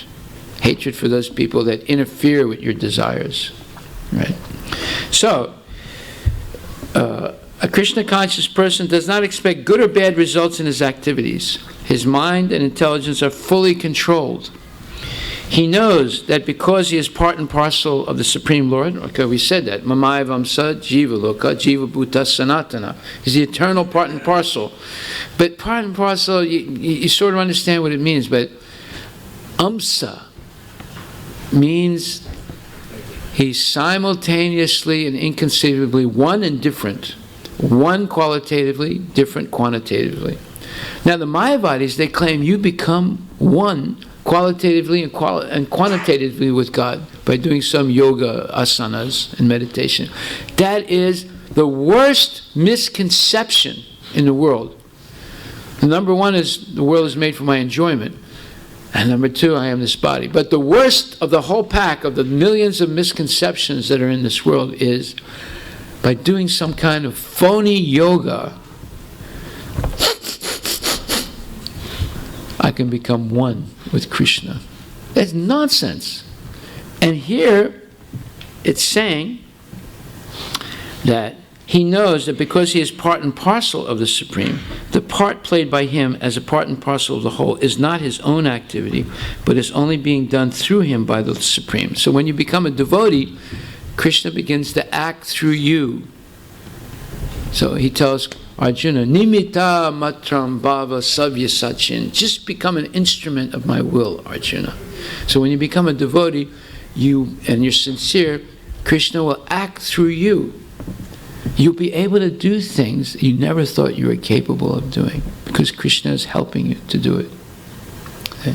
But without Krishna's help, we are mediocre. In fact, we're nothing. But when Krishna helps you, it's just like you have a bicycle. And the fastest you can go on your bicycle is maybe 25 miles an hour.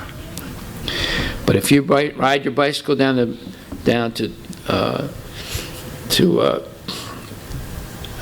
SeaTac Airport, and you drive it into a Boeing 777 that's completely empty. There's no seats, just the pilot. Right?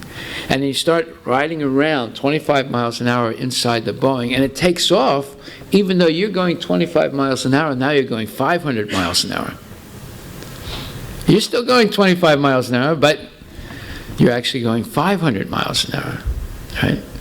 So when we connect to Krishna, yoga means connecting to Krishna. When you connect to Krishna, your limitation is,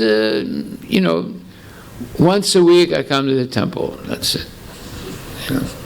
But when you connect to Krishna, you can see what happened to Prabhupada when he connected to Krishna by the mercy of his Guru. He was able to spread this movement all over the world. He's still spreading it. And his books are still going out. 1 billion books have been distributed. Who has written a book or books and distributed 1 billion of them? Nobody. Right? Somebody writes a book, Bill Clinton writes, My Life with Hillary. Right? So, how many did they sell? Right? It was a bestseller. He sold 50,000 books. And who reads it? They don't read it. They might thumb through a few pages and get bored, and they just put it on their shelf, and it stays on the shelf the rest of their life. Right? They never refer to it. My Life with Hillary. Then it ends up in a used bookstore. And somebody looks at it and says, oh, it's only 50 cents, I'll buy it. Those are the people that read it a little bit, once it's 50 cents in a used bookstore. And they don't really it doesn't change their life. They say, well, Bill got away with it, I can too. See? That's the message of the book, right? So, whoever thought 1 billion more than 1 billion books have been distributed by the BBT in 180 languages. One person did it. Why? Because he completely surrendered to Krishna. Saranagati. That's the subject today. And then it says, the devotee is not even attached to his personal maintenance, for everything is left to Krishna. Nor is he anxious to secure things, nor to protect things already in his possession. He does his duty to the best of his ability and leaves everything to Krishna. Such an unattached person is always free from the resultant reactions of good and bad. It is as though he were not doing anything. This is the sign of akarma, or actions without fruit of reactions. Now, I'm sure you're all shuddering, saying, oh my God, doesn't do anything to protect his possessions, and he's satisfied with gains which are obtained by their own accord. In other words, I don't know if I can do this. I mean, Harivilas is raising the bar too high here. Maybe I should hear this lecture like 25 years from now, because, right now it's challenging me. It's challenging everything I think I should be, or I can't live like this. I'm not going to live in a cardboard box underneath the I-5, with my family. No, that's not what it means. It means that you intelligently downsize, not to the point where you deprive your kids and your wife. Not like Karl Marx. Karl Marx literally starved his wife and his kids to write Das Kapital. And his kid died from tuberculosis because he wasn't getting enough food, and his wife gave up also. That's not what we're talking about. We're talking about having the bare necessities to maintain life and soul together. Just like I have a friend, and this friend is not a devotee. He's a materialist. He doesn't even believe in God. So after the stock market crash in 2008, I called him up and said, Prabhu, a friend, I said, how you doing? He said, oh, I'm doing okay. I said, really? Everything's all right? He said, oh, yeah. He said, I know, you think I have stocks. I don't buy stocks. I said, really, why not? I said, I just bought 2 things in my life, my house and my car, and they're both paid off. I don't have any debts. So the stock market goes up, goes down, doesn't matter to me. I have my fixed income, and I'm living happily. I was saying to myself, my God, this guy's a materialist, but he figured out Tyakva karma phala sangam nritya chitto nirasraya karmani abhipavitopi kinshit, naiva kinshit karoti sa. Abandoning all attachment to the results of his activities, ever satisfied and independent. He's independent because whatever happens in the stock market doesn't affect him. He didn't try and increase his portfolio. He has no portfolio. His portfolio is his house, which is paid off, and his car, which is paid off. All he has to worry about now is his health. Right? He can't do anything stupid. Right?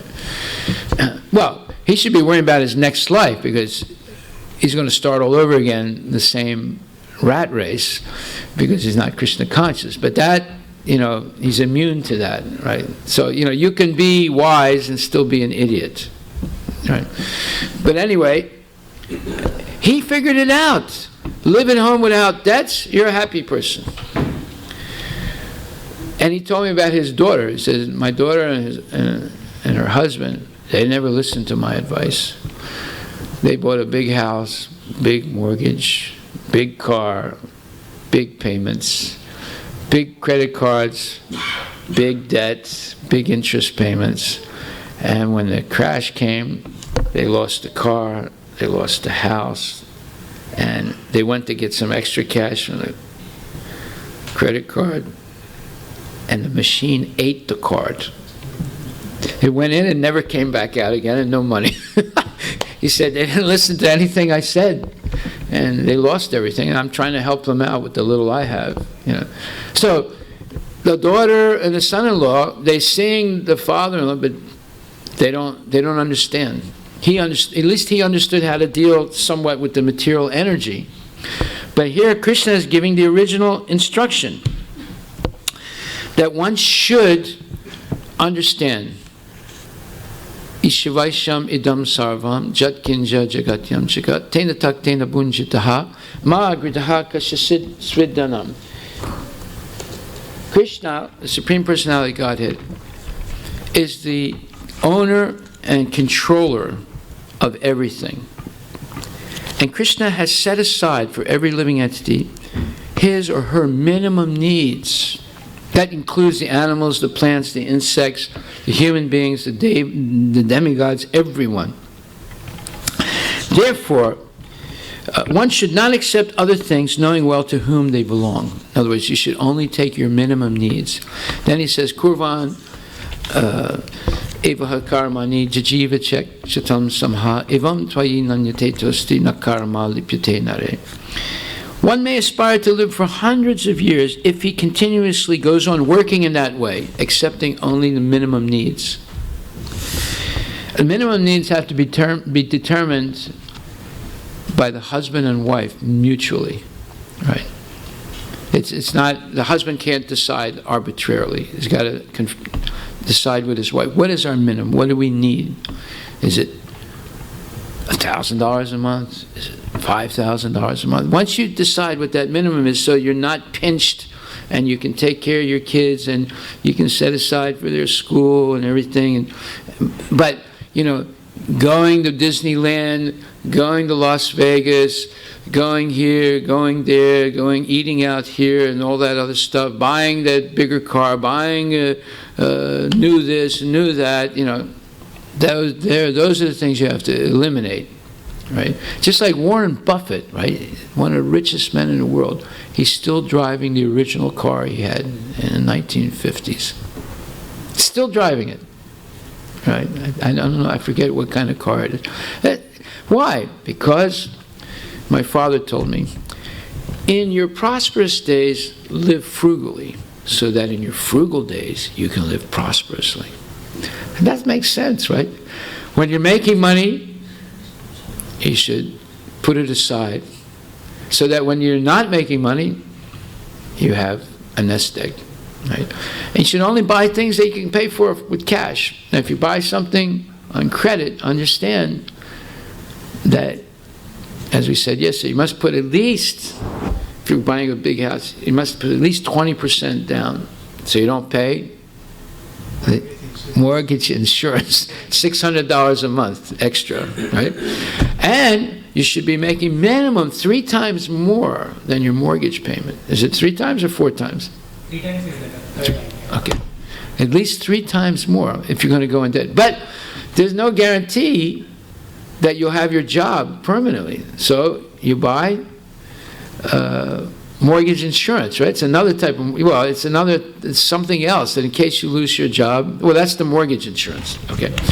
So, but the best guarantee is to be a devotee who actually comes to the temple every day and who actually serves in the temple. Then this other rule comes into play. Krishna is going to take care of you. As long as you're satisfied with your minimum, so that you have maximum time for Krishna consciousness as well as your work, right?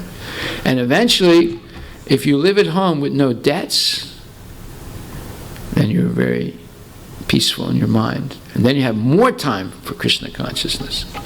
It's this debt, the credit card, Prabhupada says, bank card bankrupt. It's a dangerous instrument because it incites you to go into debt. It incites you to go to Target or Barnes and Noble or wherever, and buy things you don't really need, but you're attracted to them because they look good and you think you need them. Okay, so if you accept this principle, you're free of the laws of material nature. They don't affect you. If you follow the regulative principles of Krishna consciousness and you're satisfied with the bare minimum, but the key word here is satisfied. How can you be satisfied with the bare minimum? Only if you're cultivating Krishna consciousness simultaneously. If you're not, then you're never satisfied. See? Prabhupada was, one person challenged him and said, well, Swami, you come from India. In India, people are starving. They're dying of starvation. And Prabhupada said, well, that may be, but in America, people are dying of frustration. You're dying of frustration, they're dying of starvation. They're all dying anyway. So you see, Prabhupada was very sharp, and that's a fact. People are dying of frustration here. And over 50% of the population in the United States takes some type of drug for anxiety. That means anxiety is rampant in this country, and people sometimes they can't deal with it. So they go to the doctor and say, Doctor, I'm having panic attacks, and I don't know what's happening to me. Benzodiazepines. Oh, what's that, doctor? Never mind. I'll just write the prescription, and you go to the pharmacist and buy it. Well, benzodiazepines are the worst addictive drugs in this world. Once you get hooked on them, you can't get off of them. And if you can't get them, you very likely will commit suicide or do something very crazy.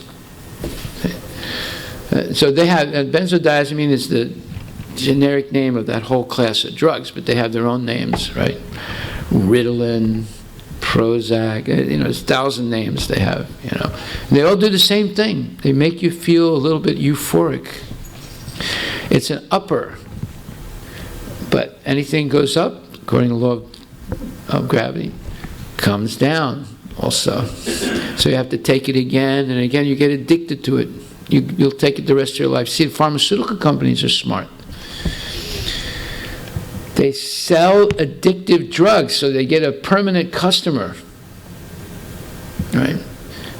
They're druggies also. They're drug dealers also. Right? But they're legal drug dealers. Then you have the illegal drug dealers, right? But that's the way they make money, by getting you addicted. Okay, so now 422, a Krishna conscious person does not make much endeavor even to maintain his body. He's satisfied with gains which are obtained of their own accord. He neither begs nor borrows, but he labors honestly as far as is in his power, and is satisfied with whatever is obtained by his own honest labor. That's the next point. We should work honestly and be satisfied. Just like, let me ask you a question now. That everyone, a lot of people here have come from India. Tell me now, let's go around the room for 2 or 3 people. How much money did your grandfather make? And how many kids did he have? And what kind of education did they have? Start here. Do you know how much money your grandfather made? Huh? Very little. Let's take the mic now. Let's give us a number. What do you think? I think other time my dad was saying probably he was earning 9 rupees or something that time. 9 rupees? Yeah. An hour? Per month. Per month? His grandfather, right? How many kids did he have? He has 6. Now, I got 6 kids too, right? He raised 6 kids with 9 rupees a month. Yeah, but that rupees, inflation adds up probably a little higher, current money. Like what? Like 300 rupees? Yeah, probably. Yeah. Okay, 300 rupees, right? $1 equals 60 rupees. 60 rupees or 65 rupees equals $1. So 300 rupees is $5 a month. And he raised 6 kids. And how did the kids turn out? Okay. You see what a difference there is now? I mean, someone has 6 kids, they have to make at least $10,000 a month, minimum, to raise 6 kids, and have the house and everything. Right? And he raised 6 kids with 9 rupees a month. You see how the world has changed? And the kids turned out good. No, one didn't become a punk rocker, another one a heavy metal guy, and another one a freak or something. They all turned out good, honest, hardworking people, and they also raised their family. So, how much did your father make? Your father is here, and your mother here. How much did he make? Yeah, he probably started at 12 rupees when he started, but I think he came to probably close to 10,000 rupees or something like that later. Okay, so 10,000 rupees is not even $200 a month, right? So, how many kids did he have?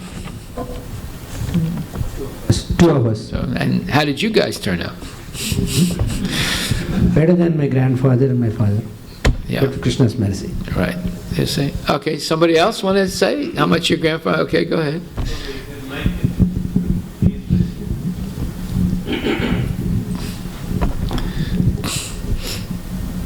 So my father's father, he made $0. 0? And he raised 7 kids. No, he had to make some rupees. It's very bare minimum, just the agriculture, whatever. Well, okay, so he made something, right? His father made 9 rupees a month. My father lived in very abject poverty, so he didn't have food for 2 days or 3 days. So he just used to study under some lamp or something, and that's how he studied. And So how did he turn out? he's very nice, and he did good not only for like his brothers and all, but also for How many kids did grandfather have? 7. 7 kids. He raised 7 kids with hardly any money at all. And they all turned out okay? Yes. Yeah. You see, we don't understand what bare minimum means. But you go back to your grandfather and you'll find out what bare minimum means. My father and mother were not rich at all. They had to struggle all the time to make ends meet. But they raised 3 boys. And the boys turned out good. Right?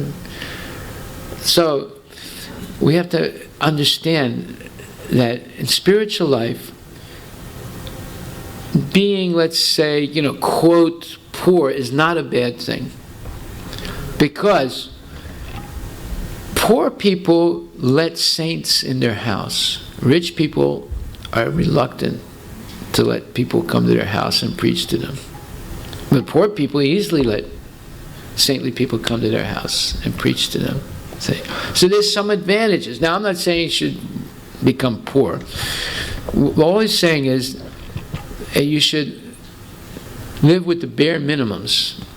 Bare minimum, it has to be determined, as I said, as a decision between the husband and wife. So we have the example of Madhava Chandra. He decided that he doesn't need a house that's 3,500 square feet, even though he's got 2 kids. So he downsized to a house that's 1,000 square feet. But he's got 10 acres of land. And he's got a barn, and now he's got some cows, right? So you need money to do all these things.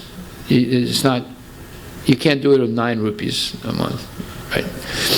But he decided to downsize so he could do other things that are more directly related to Krishna consciousness. Now, I'm not telling you to do this, but I'm saying there's nothing wrong with working in Amazon and Microsoft or whatever, but live according to this principle of simple living, high thinking. That's the theme. Simple living, high thinking. Don't wait in line on Black Friday. Right? You don't need to do that. It's unnecessary. Right? Like this morning we told the story of the poor worker in Walmart. He was killed by the stampede on Black Friday in 2008. He was murdered, basically, by the people that were so anxious to get into the store and save $20 on a television or $5 on a pot or something. They killed a man. You see how crazy people become? We shouldn't become crazy like that. We should be satisfied with what Krishna gives us. Okay, so question. We'll open up the questions. First, this is a... The name of the Lord is absolute, so why is Hare Krishna more powerful than Krishna? Well, some people say that. I mean, I haven't read it, but Tulsidas says it in the Ramcharitmanas, that the name of the Lord is more powerful than the Lord. Have you ever read anywhere in Prabhupada's books where it says that? No. And it doesn't say that either in the Padma Purana. The Padma Purana says that Pinat Mam Namanamini, that the holy name of the Lord and the Lord himself are non-different. It doesn't say the holy name is more powerful. Tulsidas says that. And Prabhupada commented about Tulsidas's book. He said he's a devotee, but he's a little bit influenced by Mayavad philosophy. Therefore, we read Valmiki Ramayana. We don't give equal importance to Ramcharitmanas. But there are a lot of good things in it. I'm not denying that it has good things, and it's benefited people in North India. But it's not Purna Shastra or Amala Purana. It is slightly infected with Mayavad philosophy. So therefore, statements like that holy name is more powerful than God. No, I think what the question means is that we give an example of Krishna shop versus Hare Krishna. The word Krishna versus the words Hare Krishna. I don't think it means that Lord Krishna versus Hare Krishna. Did you ask the question? No, I'm. So how do you know that what you're saying is factual? I don't know. I'm just saying. I think that's what the question means here. You think, but see, this is the problem with all of us. I might be wrong also. I don't know, but the way I look at that question, immediately I thought of Ramcharitmanas, where Tulsidas says that the holy name of the Lord is more powerful than the Lord. Okay. Well, why don't you ask her what?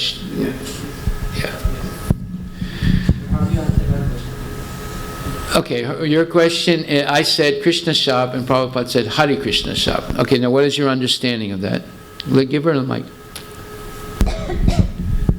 Like if people say Krishna shop versus Hare Krishna shop, why is that more beneficial than if the Lord's name is absolute? Right. Okay. Good question. Well, some people say, why just chant Hare Krishna? There's so many other mantras, you can say Gopal, Gopal, Govinda Govinda, or you can say the Vishnu Sahasranam Stotram. Why Hare Krishna? Jai Shri Radha Nilamadava Ki Jai. Nama Om Vishnu Padaya Krishna Prasthaya Putri Srimati Bhakti Vedanta Swami Namaste Saraswati Devi Guru Mani Vachani Devi Sesasuni. Because Lord Chaitanya said it. And Lord Chaitanya is our Parama Guru. And he strongly suggested chanting the Hare Krishna mantra. Hare Krishna, Krishna Krishna, Hare Hare. Hare Ram, Ram Ram, Hare. Because Hare Krishna refers to Radha and Krishna. And Radha and Krishna are the supreme couple. You cannot understand Krishna without the mercy of Radha and her example of total dedication to serving Krishna. So we're talking about Bhakti Yoga. Bhakti Yoga is a relationship between two people. Mayavad philosophy is only concerned with one person, right? And that one person becomes a non-person eventually by merging. But Bhakti Yoga is concerned about two people, the lover and the beloved, and their relationship of devotion and dedication to each other. So if you just say Krishna, you don't get the full understanding of Godhead. The full understanding of Godhead is Krishna, the Supreme Personality of Godhead. His first expansion is Balaram, the Supreme Spiritual Master. And then Advaitacharya, the Mahavishnu. And then Gadadhar, Srimati Radharani. And then Sri Shivas, who is Narada Muni, the completely surrendered devotee. Then you have the picture of the Godhead. Krishna is never alone. He's always surrounded by his loving devotees. In fact, that's one of the special opulences that he has. He's always surrounded by incredibly loving devotees. So when you say Radha Krishna, then you understand Radharani is the source of all the Lakshmis. And Krishna is the source of all the Narayana and Vishnu incarnations. So now you're talking about and Radharani is the internal personification of the internal potency of Krishna. So now, when you say Radha Krishna, you're talking about everything in existence. So you have a full picture of Godhead, and you have Radharani's example of pure devotion to Krishna, which is, as Krishna says, as we read yesterday, Bhaktya tvananyaya sakya aham evam vidurirjana gyatam trastam chatatvena pavestam cha parantapa. Arjuna, I can only be seen and understood by pure bhakti. Seen and understood as I am right now, standing in front of you in the middle of the battlefield of Kurukshetra on this chariot, only by pure devotion. So therefore, when you say Radha Krishna, you enter into Vrindavan, Goloka. If you say just Krishna, yes, everything is implied, but you don't have the example of Srimati Radharani. And it's only by her mercy that Krishna will accept us. Therefore, in Vrindavan, they don't say Krishna, they say Radhe Radhe. They don't even say Krishna, they say Radhe Radhe, because they know, they're living in Vrindavan, they know it's only by Radharani's mercy that you can approach Krishna. So Prabhupada said, let them say Hare Krishna once, that way you're associating not only with Krishna, but through the mercy of Radharani, which is the way you approach Krishna. You don't approach him directly. Okay, so did we talk to Kritika? Did she write in anything? Okay. Any other questions? Yes?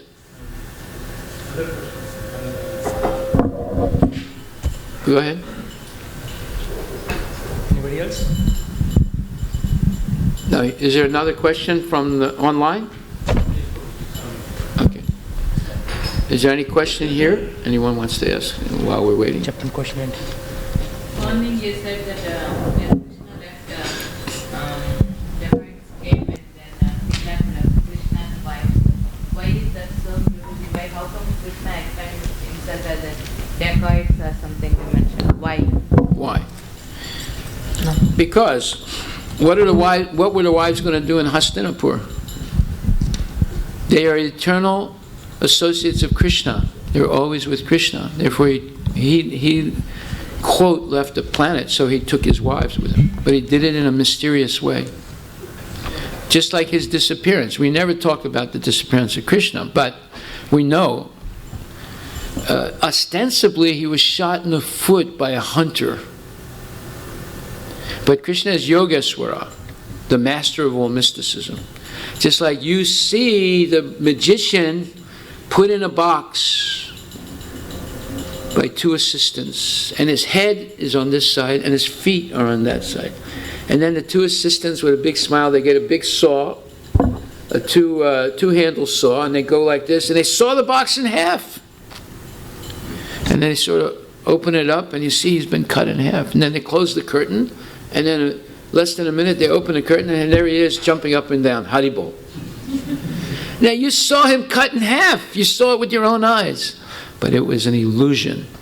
And this story about Krishna being shot in the foot by a hunter, and he died, it's an illusory story, purposely put in the Mahabharata by Vyasadeva to convince the atheists that Krishna is not God. I once had invited this one Sadarji to have lunch with me in the Delhi Temple restaurant. So he came there, we sat down, we were eating together, and he said, I like you. I said, oh, thank you. I said, I like you too. He said, no, I like you very much. Therefore, I'm going to help you now. I'm going to tell you the truth about Krishna. I was intrigued. Right? I said, okay. And what do you want to tell me? He said, Krishna is not God. He was shot in the foot by a hunter and he died. I said, sir, I'm sorry to pierce your balloon with a pin. What you just said is complete nonsense. I said, what do you mean? I said, that story was put there purposely by Vyasadeva for people like you. He said, what do you mean? I said, you're actually envious of Krishna. Therefore, you were happy to see that story, to prove to you that Krishna is not God. This is called the masked man fallacy. He said, what's that? I said, you've never studied philosophy. You don't know, but I'm going to tell you what it is. Let's say you go to the theater and your brother is one of the actors and he's playing Ravana. And he comes on the stage and he's got 10 heads and many arms and he's fighting with Ram. And your little kid is watching and he's afraid. He says, Daddy, I'm afraid of Ravana. He's a big demon. But you're not fooled by Ravana. You know it's your brother. But your kid is fooled. He actually thinks it's the real Ravana. So that's called the masked man fallacy. You fell for it like an idiot because you're not a devotee. You're trained to be a Mayavadi. Therefore, you fell for it. You fell into the rat trap. Right? Maya, this whole material world, is a rat trap, like we discussed this morning. What is a rat trap? There's bait, and the rat is more attracted to the bait than to trying to understand that there's a trap connected to it. So he goes in right to the bait. As soon as he touches it, he's caught. I said, you got caught. And it proves that you're an idiot.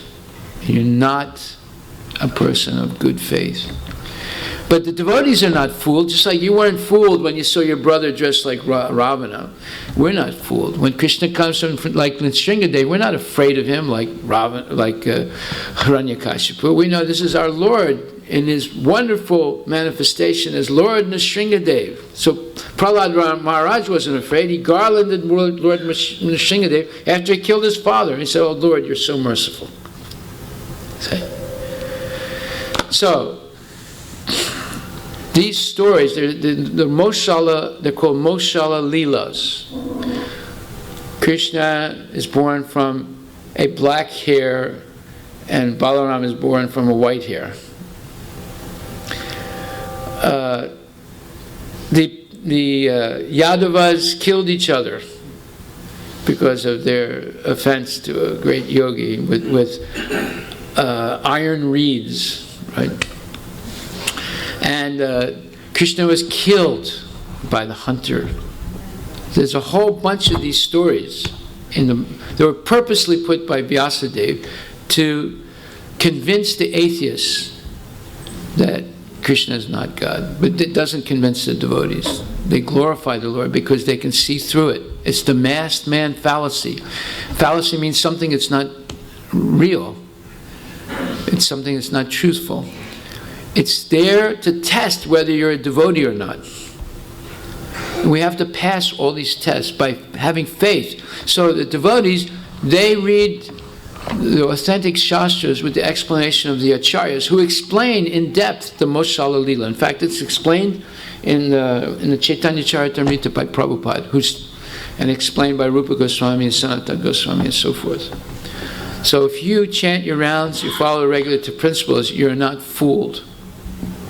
But if you don't chant your rounds and you read Mayavad philosophy, you become vulnerable to be tricked by Maya. Because the whole principle of Mayavad philosophy is false. That's why it's called Mayavadi. Maya means what is not. Vadi means worshipper. They're worshiping something that was never true, that never really existed, but they believe it's true. They believe that God is not a person. He doesn't have a body. God is at most a force, or the light, or love, or whatever. So that's the philosophy of the half chicken. Instead of feeding the chicken to get the egg, just cut off the head and wait for the egg. You think any egg will come? No. So the whole thing is a hoax. So, any other question? If not, we'll stop. Prabhupada asked him to name the shop Hare Krishna shop rather than Krishna shop. I followed up with multiple examples of saying Hare Krishna or Hare Ram. No, I didn't. That's not. I spoke about Hare Krishna, Hare Ram in sentences way before this question was asked. But anyway, so what is the question?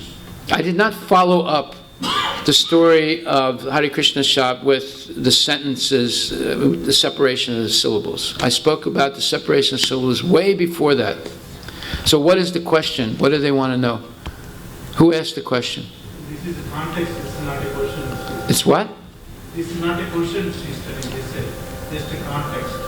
Oh, okay. Then there's no question. Any other questions? Otherwise we'll stop. Hari Bol. All glories to Prabhupada. Thank you very much.